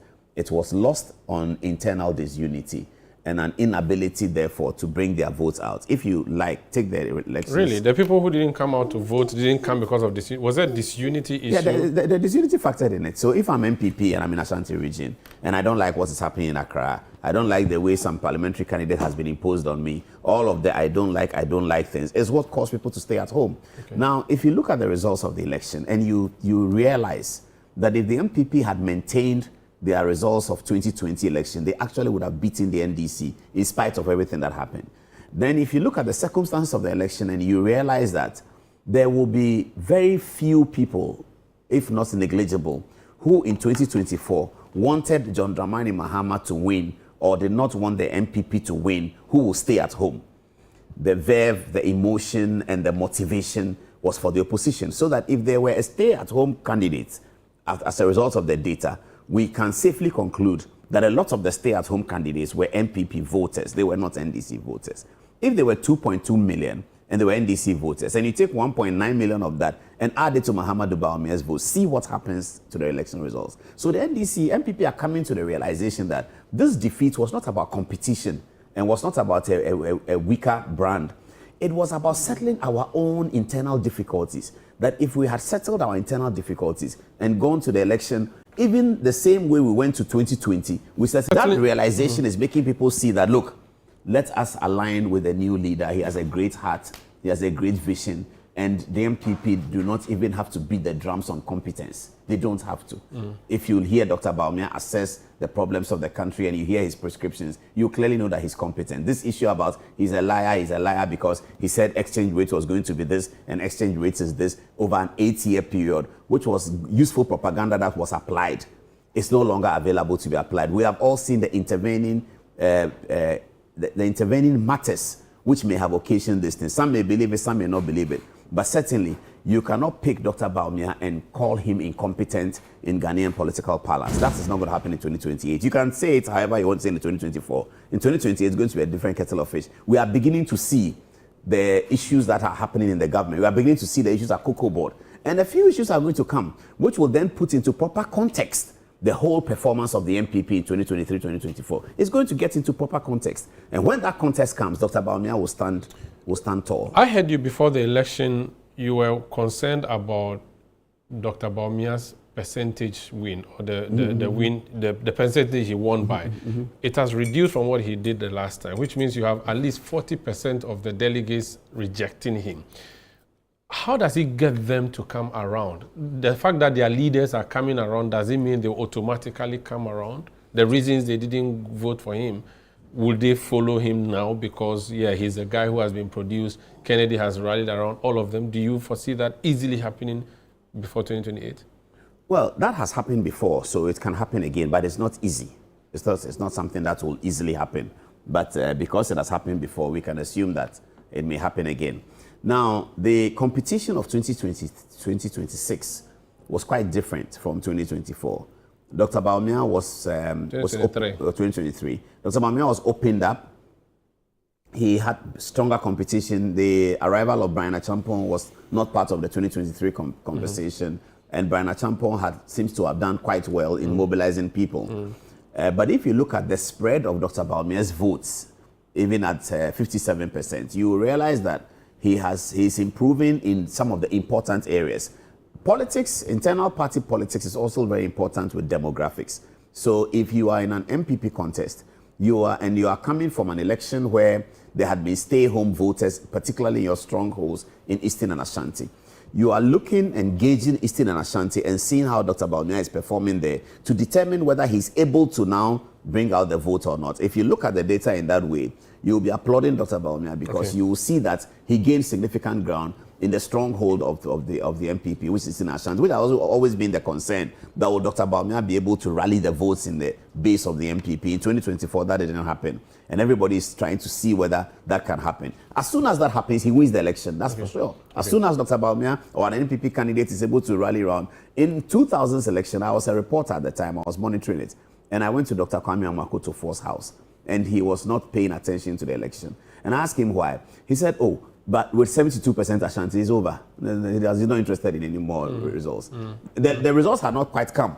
But he was in his house in Kumasi, and he said that, it's done. Once he saw that Ashanti has voted 72% for Kufuor, it's over, it's a done deal. If Dr. Bawumia is able to rally that, he actually wins the election. No ifs or buts about it. So that's really the point of inquiry. If you look at that, you get some hope that it looks like he's spreading better in those areas. Joe Jackson, Paul thinks Bawulaya may not be the big issue in 20... No, that's Bawulaya. I'm using it because that's what was... That was a tag. Don't repeat it. No, but he said the lies that Bawumia is a liar in 2024 will not be used in 2028. But then the man has a name. No. His name is Dr. Bawumia. I'm not saying the man is called Bawulaya. I'm saying that was a tag that was put on him. I thought you'd rather come to me. And Paul Adomosho is saying that... He's a neutral one. I'll come to him. But I wanted... It will not stick. If that will not stick, the economy though would stick, would it not? And how this government does in the economy. I wanted to make a comment when Paul was speaking that as much as I can see where it's coming from and how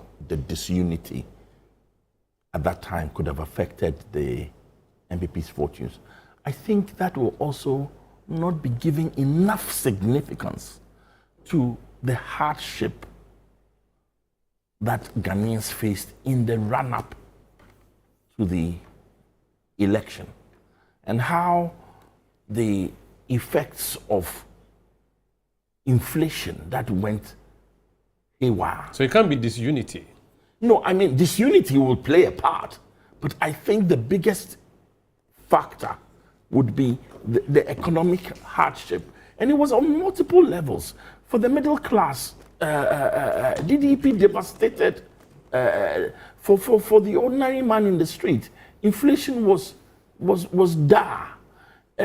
What we also even forget was that in the northern part of the country, there was a famine. It was not widespread to the country. But in the northern part, definitely the rains failed, and there was significant.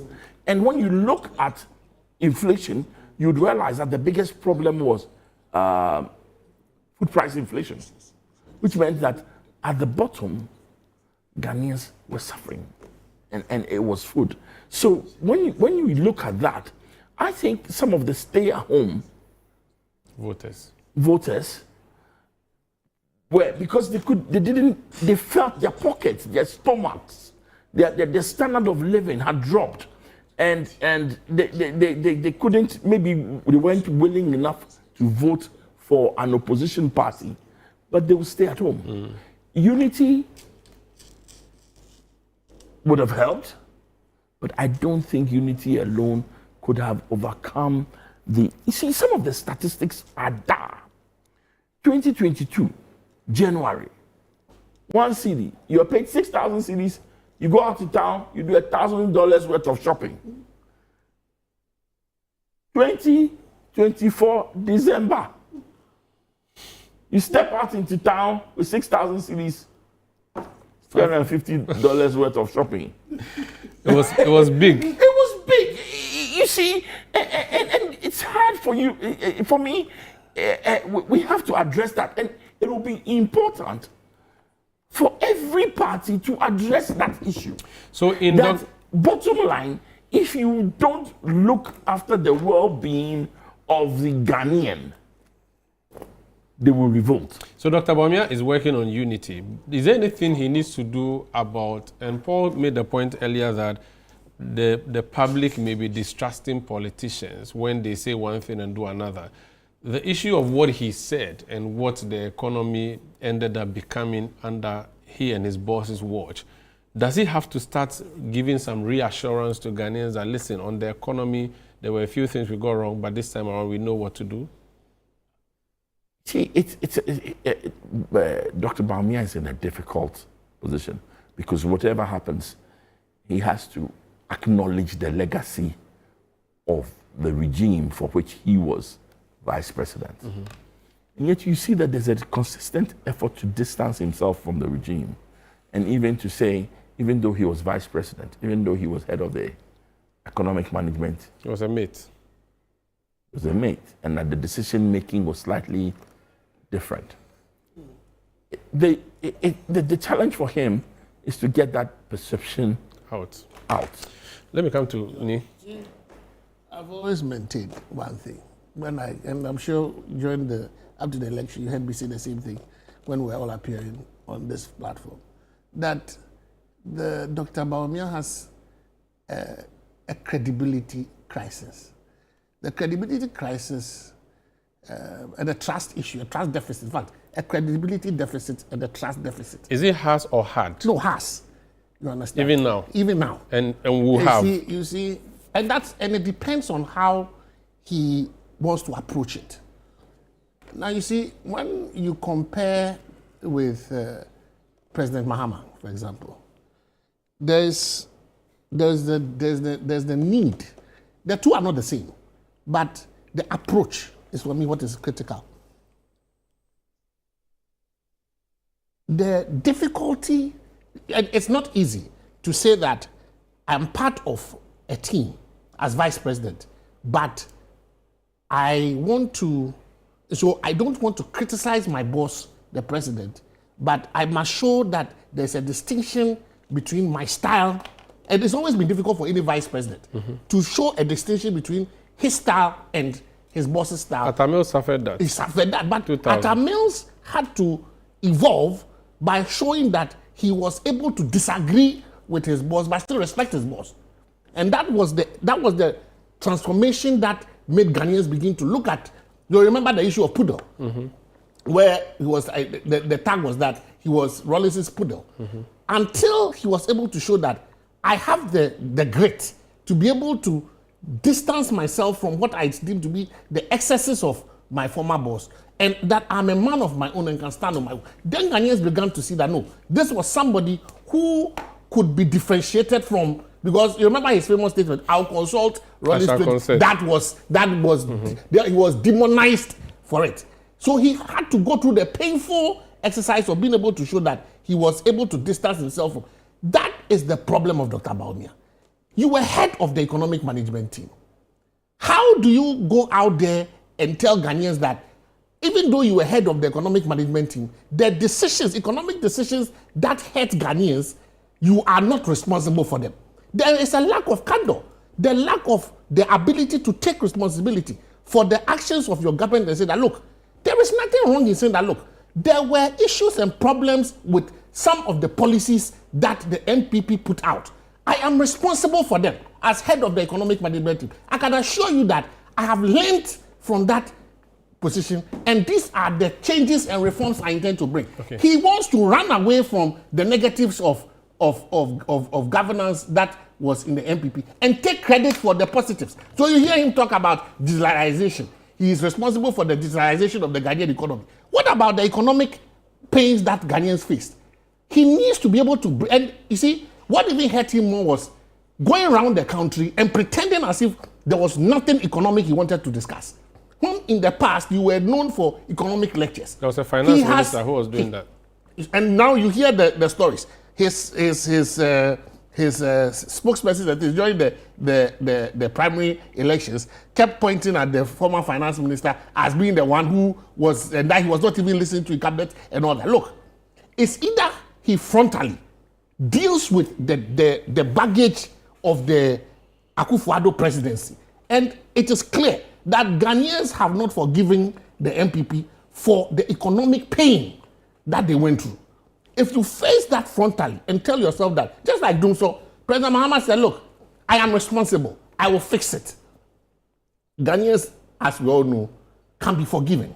We are not persons that are vindictive. But what we don't like is to be taken for a ride. What we don't like are, and if I say this, honest is strong. What we don't like is persons who think that we can be taken for a ride. Okay. He has to demonstrate that, one, he can take responsibility for the decisions that were taken in the MPP, which were painful. Okay. Number two, he must apologize for those decisions. Even Rawlings, at some point, when after everything in the PNDC era, he came to the realization that there were excesses, and he apologized for them. Very well. There is nothing that maybe will suit Ghanaians than for us to get a speech from Dr. Bawumia telling us that, for example, the persons that were killed post-elections, we are sorry for it. The pain that was caused for, for economic hardships that were please, when did he do that? Have you heard him make a speech and say that I, Dr. Bawumia, you don't seem to want hold it. on, So I am responsible. Have you ever heard him take? You don't seem to want it. So don't worry about it. Take responsibility. When you were talking about I President didn't talk Mahama, about. you massage the issues No, nicely about doing so and people are forgiving and all that. You know one thing.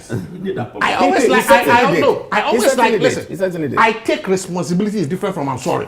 Okay, so you want him to say he takes responsibility for it. I like it when you see what's happening in London, how they are doing the Labour government. When you were talking, I didn't interrupt because I kept quiet. Paul. Okay, when you were I've just asked your analysis. I just asked AI whether Bawumia apologized. Yes. AI says following the new Patriotic Party's loss in 2024, Dr. Bawumia issued multiple public apologies you see the word multiple and party but you didn't hear it. acknowledging governance lapses and economic challenges during this listen, I said admission of mistakes. Hold on. Specific regrets and all of that. I say that as a Ghanaian voter, I have not heard President.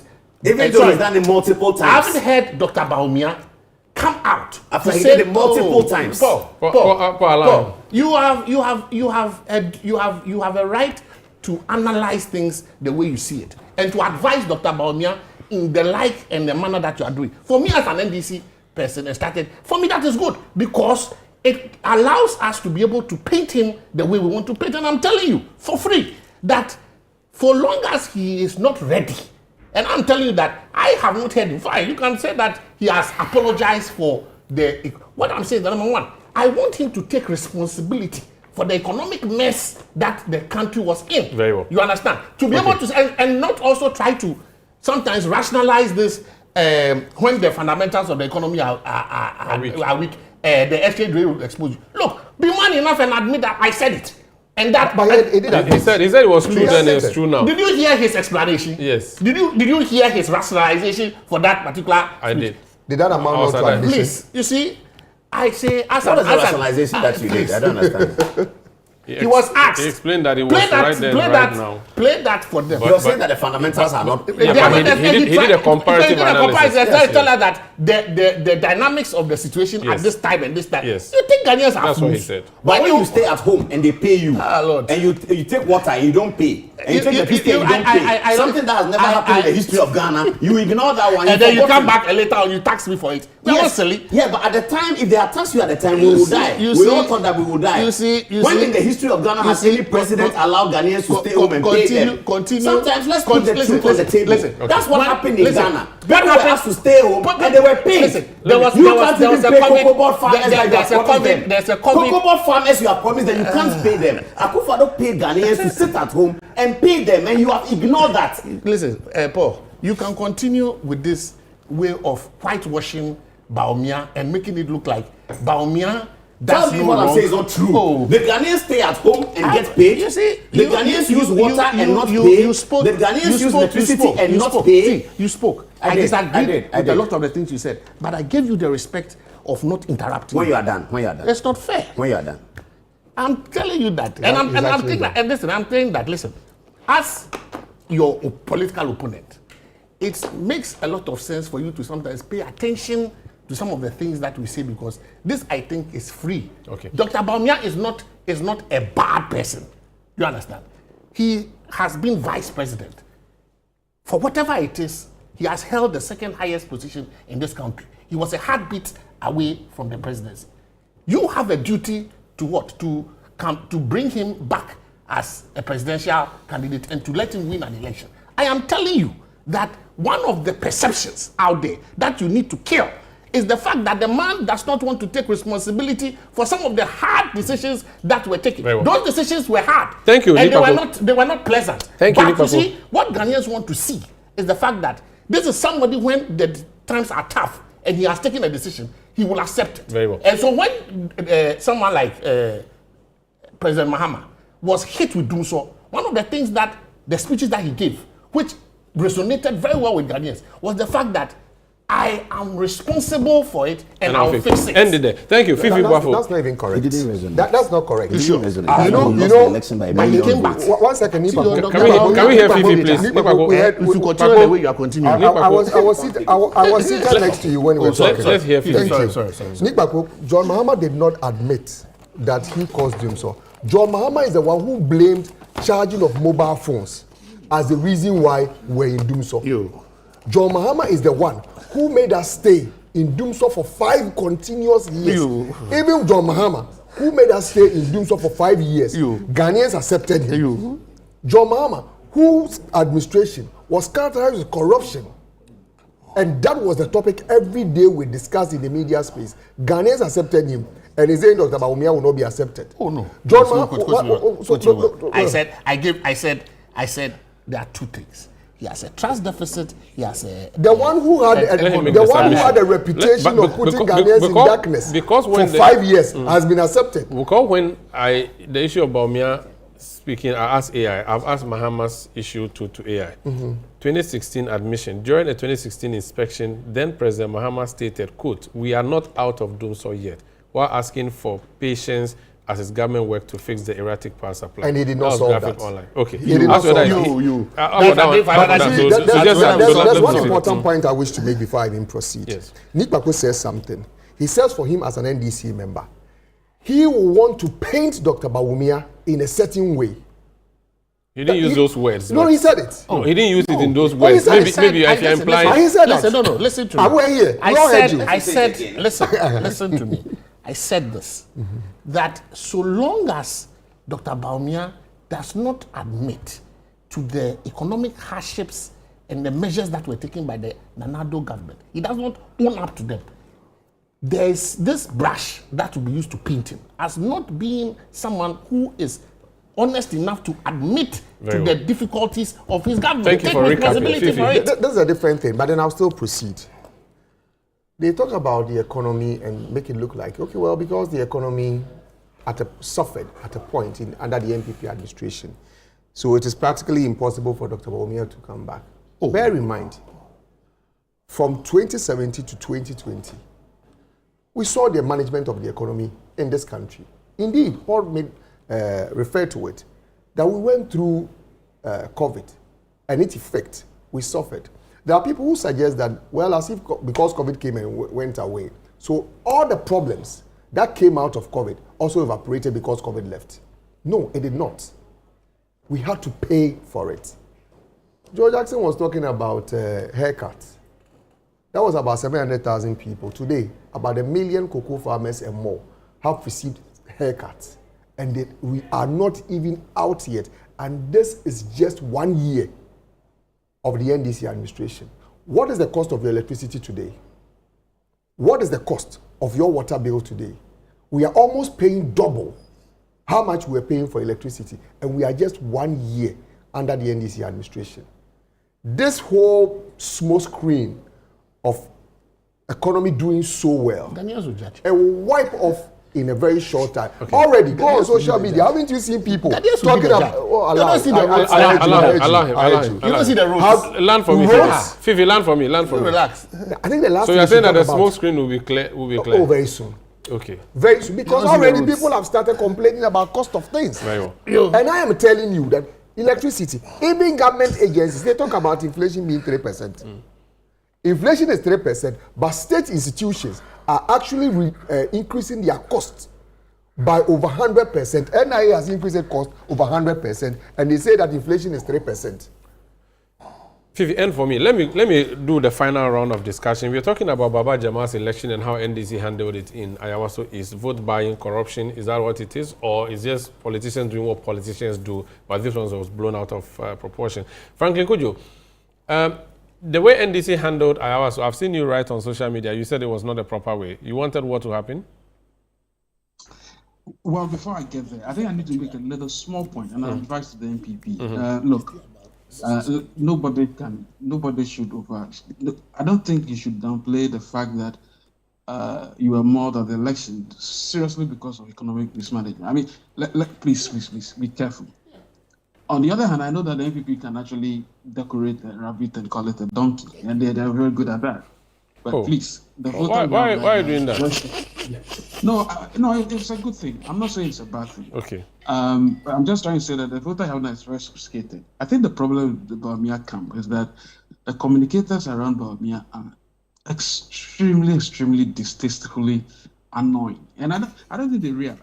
Apart from telling outright lies and then calumnizing people that they think they don't agree with, I don't even understand the strategy. And I think if you watch that, the umbilical cord of the Nadu still, looms large. And I think if he continues in that shadow, he'll have problems. I was surprised to hear Mia say that if you want the election, you continue the cathedral. I mean, these were things that fed into the whole conversation that said, this guy will just continue the Nadu thing. Okay. I think it's very important. I tried getting the Bawumia camp to apologize for SAR. They said it was too risky. They could do it. Well, I thought, well, go ahead. So listen, they have to be careful, and they should be watching Musa Dankwa's posts especially, because those posts are sacrosanct. They should be careful. Look, the NDC. In fact, I was probably not surprised. Some of this I should not use the word surprised, but I was angry that the NDC would have held an election which we also naked, if you like, naked exchange of votes with money and all those things that we saw, and the swiftness with which they started addressing the issue. Issue a statement, the party issued, Fiifi stood larger, issued a statement followed by the majority side that they said they should annul the elections. For once, I thought we were going to see the beginning of the end of monetization in the elections, because I was hoping that the next series of actions would be maybe just annulling the elections. And for crying out loud, even if they lost that seat, what's the point, really? I mean, they have so many seats anyway. So it was an anticlimax for you. How the thing ended? It was exceedingly anticlimax. And if there was any party that could actually change the perception, at least for now, I thought the NDC, with this current NDC, probably would have been the best to do that thing. Okay. Kigu is that example. It is important that politicians, we should move away from saying that politicians are not trusted. There must be some good ones like Fiifi, and if Paul decides to get into elections, maybe my good friend Kpakpo. Kpakpo almost ate down. You and I have a competition. Okay, that's an ad hominem attack. I'll let it be. Okay, thank you, Franklin. Paul, the way the NDC dealt with Ayawaso East started. In fact, there are people who commend them for even coming publicly to condemn one of their own, or an election conducted by themselves. You may not be happy with how it ended, but at least there was some semblance of seriousness. I looked at the whole Ayawaso thing, and I was very interested and also quite concerned about our civil society. And when I say civil society here, I don't mean any particular group like Imani, all those who are civil society actors in Ghana, and watching this situation. And I heard our brother Franklin talk about the new current NDC, something like that. And the expectations of civil society was that we have some new kids on the block. And I had been watching that expression during the campaign because I have worked closely with politicians. I know them. And I believe that civil society actors also knows them. And the group of people who were running the campaign, as I said yesterday, were people who had been in government before. We know them. They are a known quantity. But somehow during the campaign we heard, oh, everything has changed. Oh, they have changed. Oh, John Mahama has changed. Oh, everything has changed. And you heard Franklin Kojo say, this current group. What is this current group? What is this current group? These are people we have been working with since 1998. This is it. There's nothing changing. So that's one aspect of it. So when we are going into a by-election, now I'm doing about 3 different strands. This is one. And still on this one, monetization is the second one now. What is monetization? Monetization is placing money on certain things, services, whatever. If you look at the trajectory of our politics from 1992, increasingly, almost everything is being monetized. Increasingly, almost everything. Parliamentary seats are monetized. Scholarship secretariats. When I was a child, people get scholarships and they are celebrated.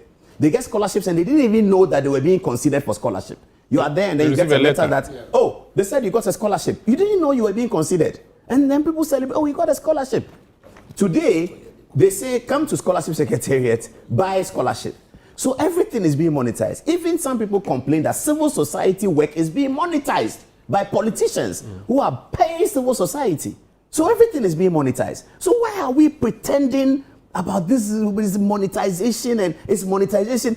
Those of us who are having the discussion, the jobs that we do, the things that we occupy, is it the same as it was 20 years ago? Are there more temptations of monetization? Has politics now monetized everything in that context? And then we leave all of that. We leave monetization of media, monetization of civil society, monetization of police promotions, monetization of military promotions. Hospital attendance. Monetization of hospital attendance. We leave all of this and come and complain about monetization of delegates. What hypocrisy is that? Are you supporting then? I'm not. I'm coming to it. Okay. I'm coming to it. So you sit in a society where everything is being monetized. We look at it. If it's our area, it's media, oh, don't talk about it. If it's civil society being monetized, oh, don't talk about it. Then we come and say politicians are doing monetization. Okay, leave that. In this country, among political conversations, we have what we call fear delegates. Fear delegates means that monetization actually does not work in the delegates' context. That's what we all say. So why are we worried? We always say fear delegates. Oh, delegates, they'll take your money, they won't vote for you. We have always commended our delegates for voting the right way. In MPP, they say MPP delegates have never made a mistake. It's a saying in MPP. MPP delegates have never made a mistake. So let's not worry. They will never make a mistake. And delegates have been commended for taking somebody's money and teaching him a lesson. So if Baba Jamal is seen to be presenting 32-inch TV, in that context, did the fear delegates thing vanish? Okay, now the last round. The reason why those letters were going nowhere was that those letters were playing into the campaign propaganda that we are a new people. When in fact they are not. Nobody is. We all have to work out this. I'm not saying that, so leave it. I'm not saying leave it. I'm saying let us get to the root of the matter as a society. It's not just about politics. You are monitoring police promotion. People have to pay to move from corporal to sergeant. A policeman who is a corporal must go and pay money somewhere. Soldiers are paying. Scholarship is paying. Everybody is paying. So we are not concerned about that. We wait till one Saturday morning when Baba Jamal goes to share TV, then we all come. Politics is being monetized. Civil society is being monetized today. Politicians are paying civil society today. In fact, the civil society man wants to talk. Frankly, what do you want to say? He said he wants to react to what you've said. Yes, but you see, Paul, yes, I like your narrative, and I agree with you entirely. But you see, let me just say one thing. Not that I agree that you claim that suicide is wrong. Nobody gives me money. You give me money, I'll still deal with you anyway. By the way, look. But you collect money.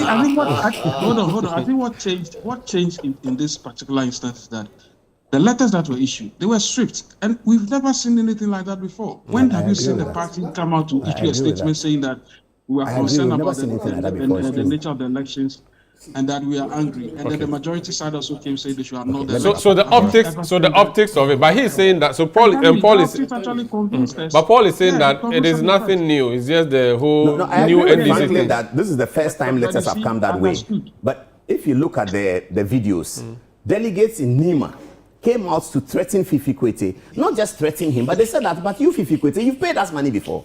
They said John Mahama gave them 40 cedis. Yes. They said so, that John Mahama gave them 40 but John cedis. Mahama himself said that he gave 40 cedis. Okay, so if John Mahama himself said he gave 40 cedis, the president, the overall, he gave 40 cedis. Yes, he was, but of course, he was in the same situation as the... There's a difference. What was the difference? For transportation.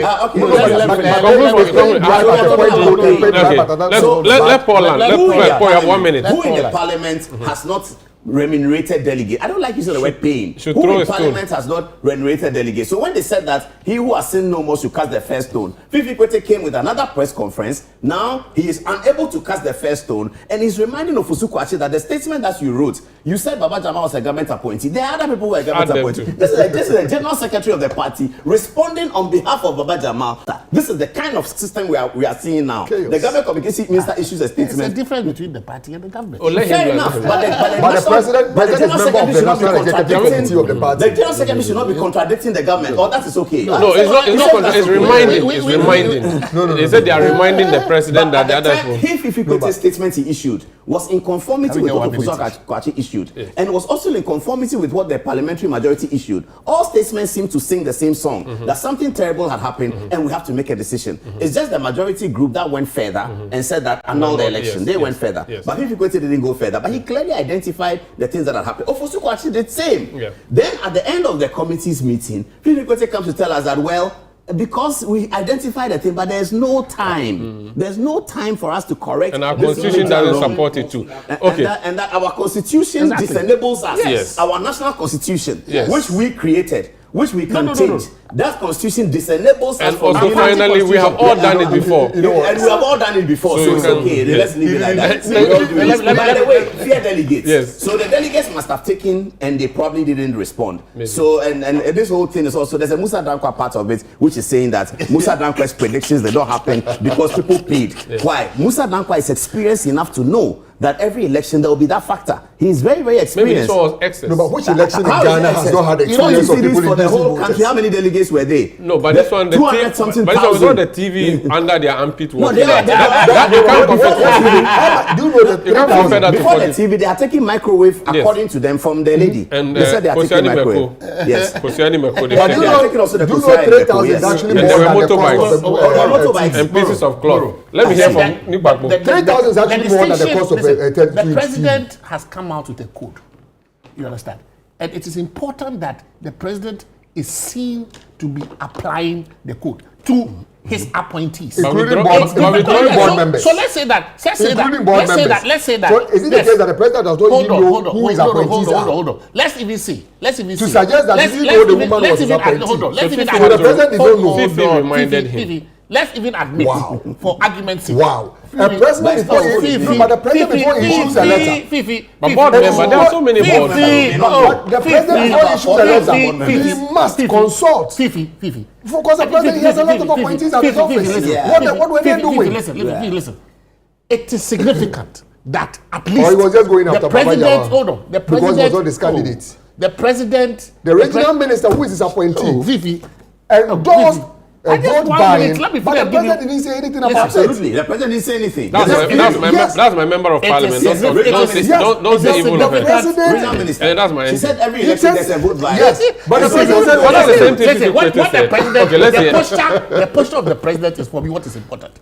That at least let's set the record. That he was only acting because he didn't like Baba Jama to be the candidate. Come on, Fiifi, you are being disruptive now. At least let's set the standard that when the president has a code of ethics and he is stating that don't do this, and you go contrary to it, there are consequences that will happen. So what happened and I'm when happy that the regional minister my party has expanded. Conduct? My party has expanded the membership of the committee and now is asking for recommendations on how to root out this problem, including amending the constitution to allow us to annul elections when these things happen. That is a reset. Okay. That is a reset. Very well. Completely different from people who see the thing going on and say that, hey, let this continue. I would have loved that the MPP will say, oh, since NDC has even set up a committee to look at the issue OSP says investigating hold on.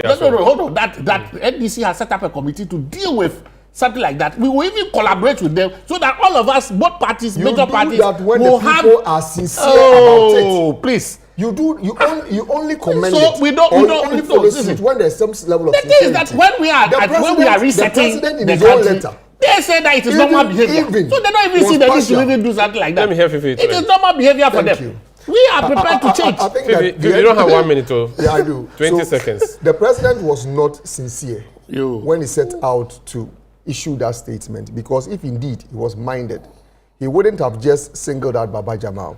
And if you also look at the statement that was issued by the majority, of course, the members of the majority had even gone there to promise one of the candidates, you're going to be part of us. We are waiting to so see. they had even taken sides in that contest. So it was not a surprise that they were calling for Baba Jamal to be disqualified, such that their preferred candidate will come out of it.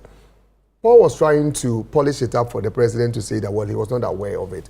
But of course, the presidency is such a serious office, to the effect that before a letter is issued from the president's office, the assigns at the office will do due diligence to ensure that whether or not the other persons involved were also appointees or not.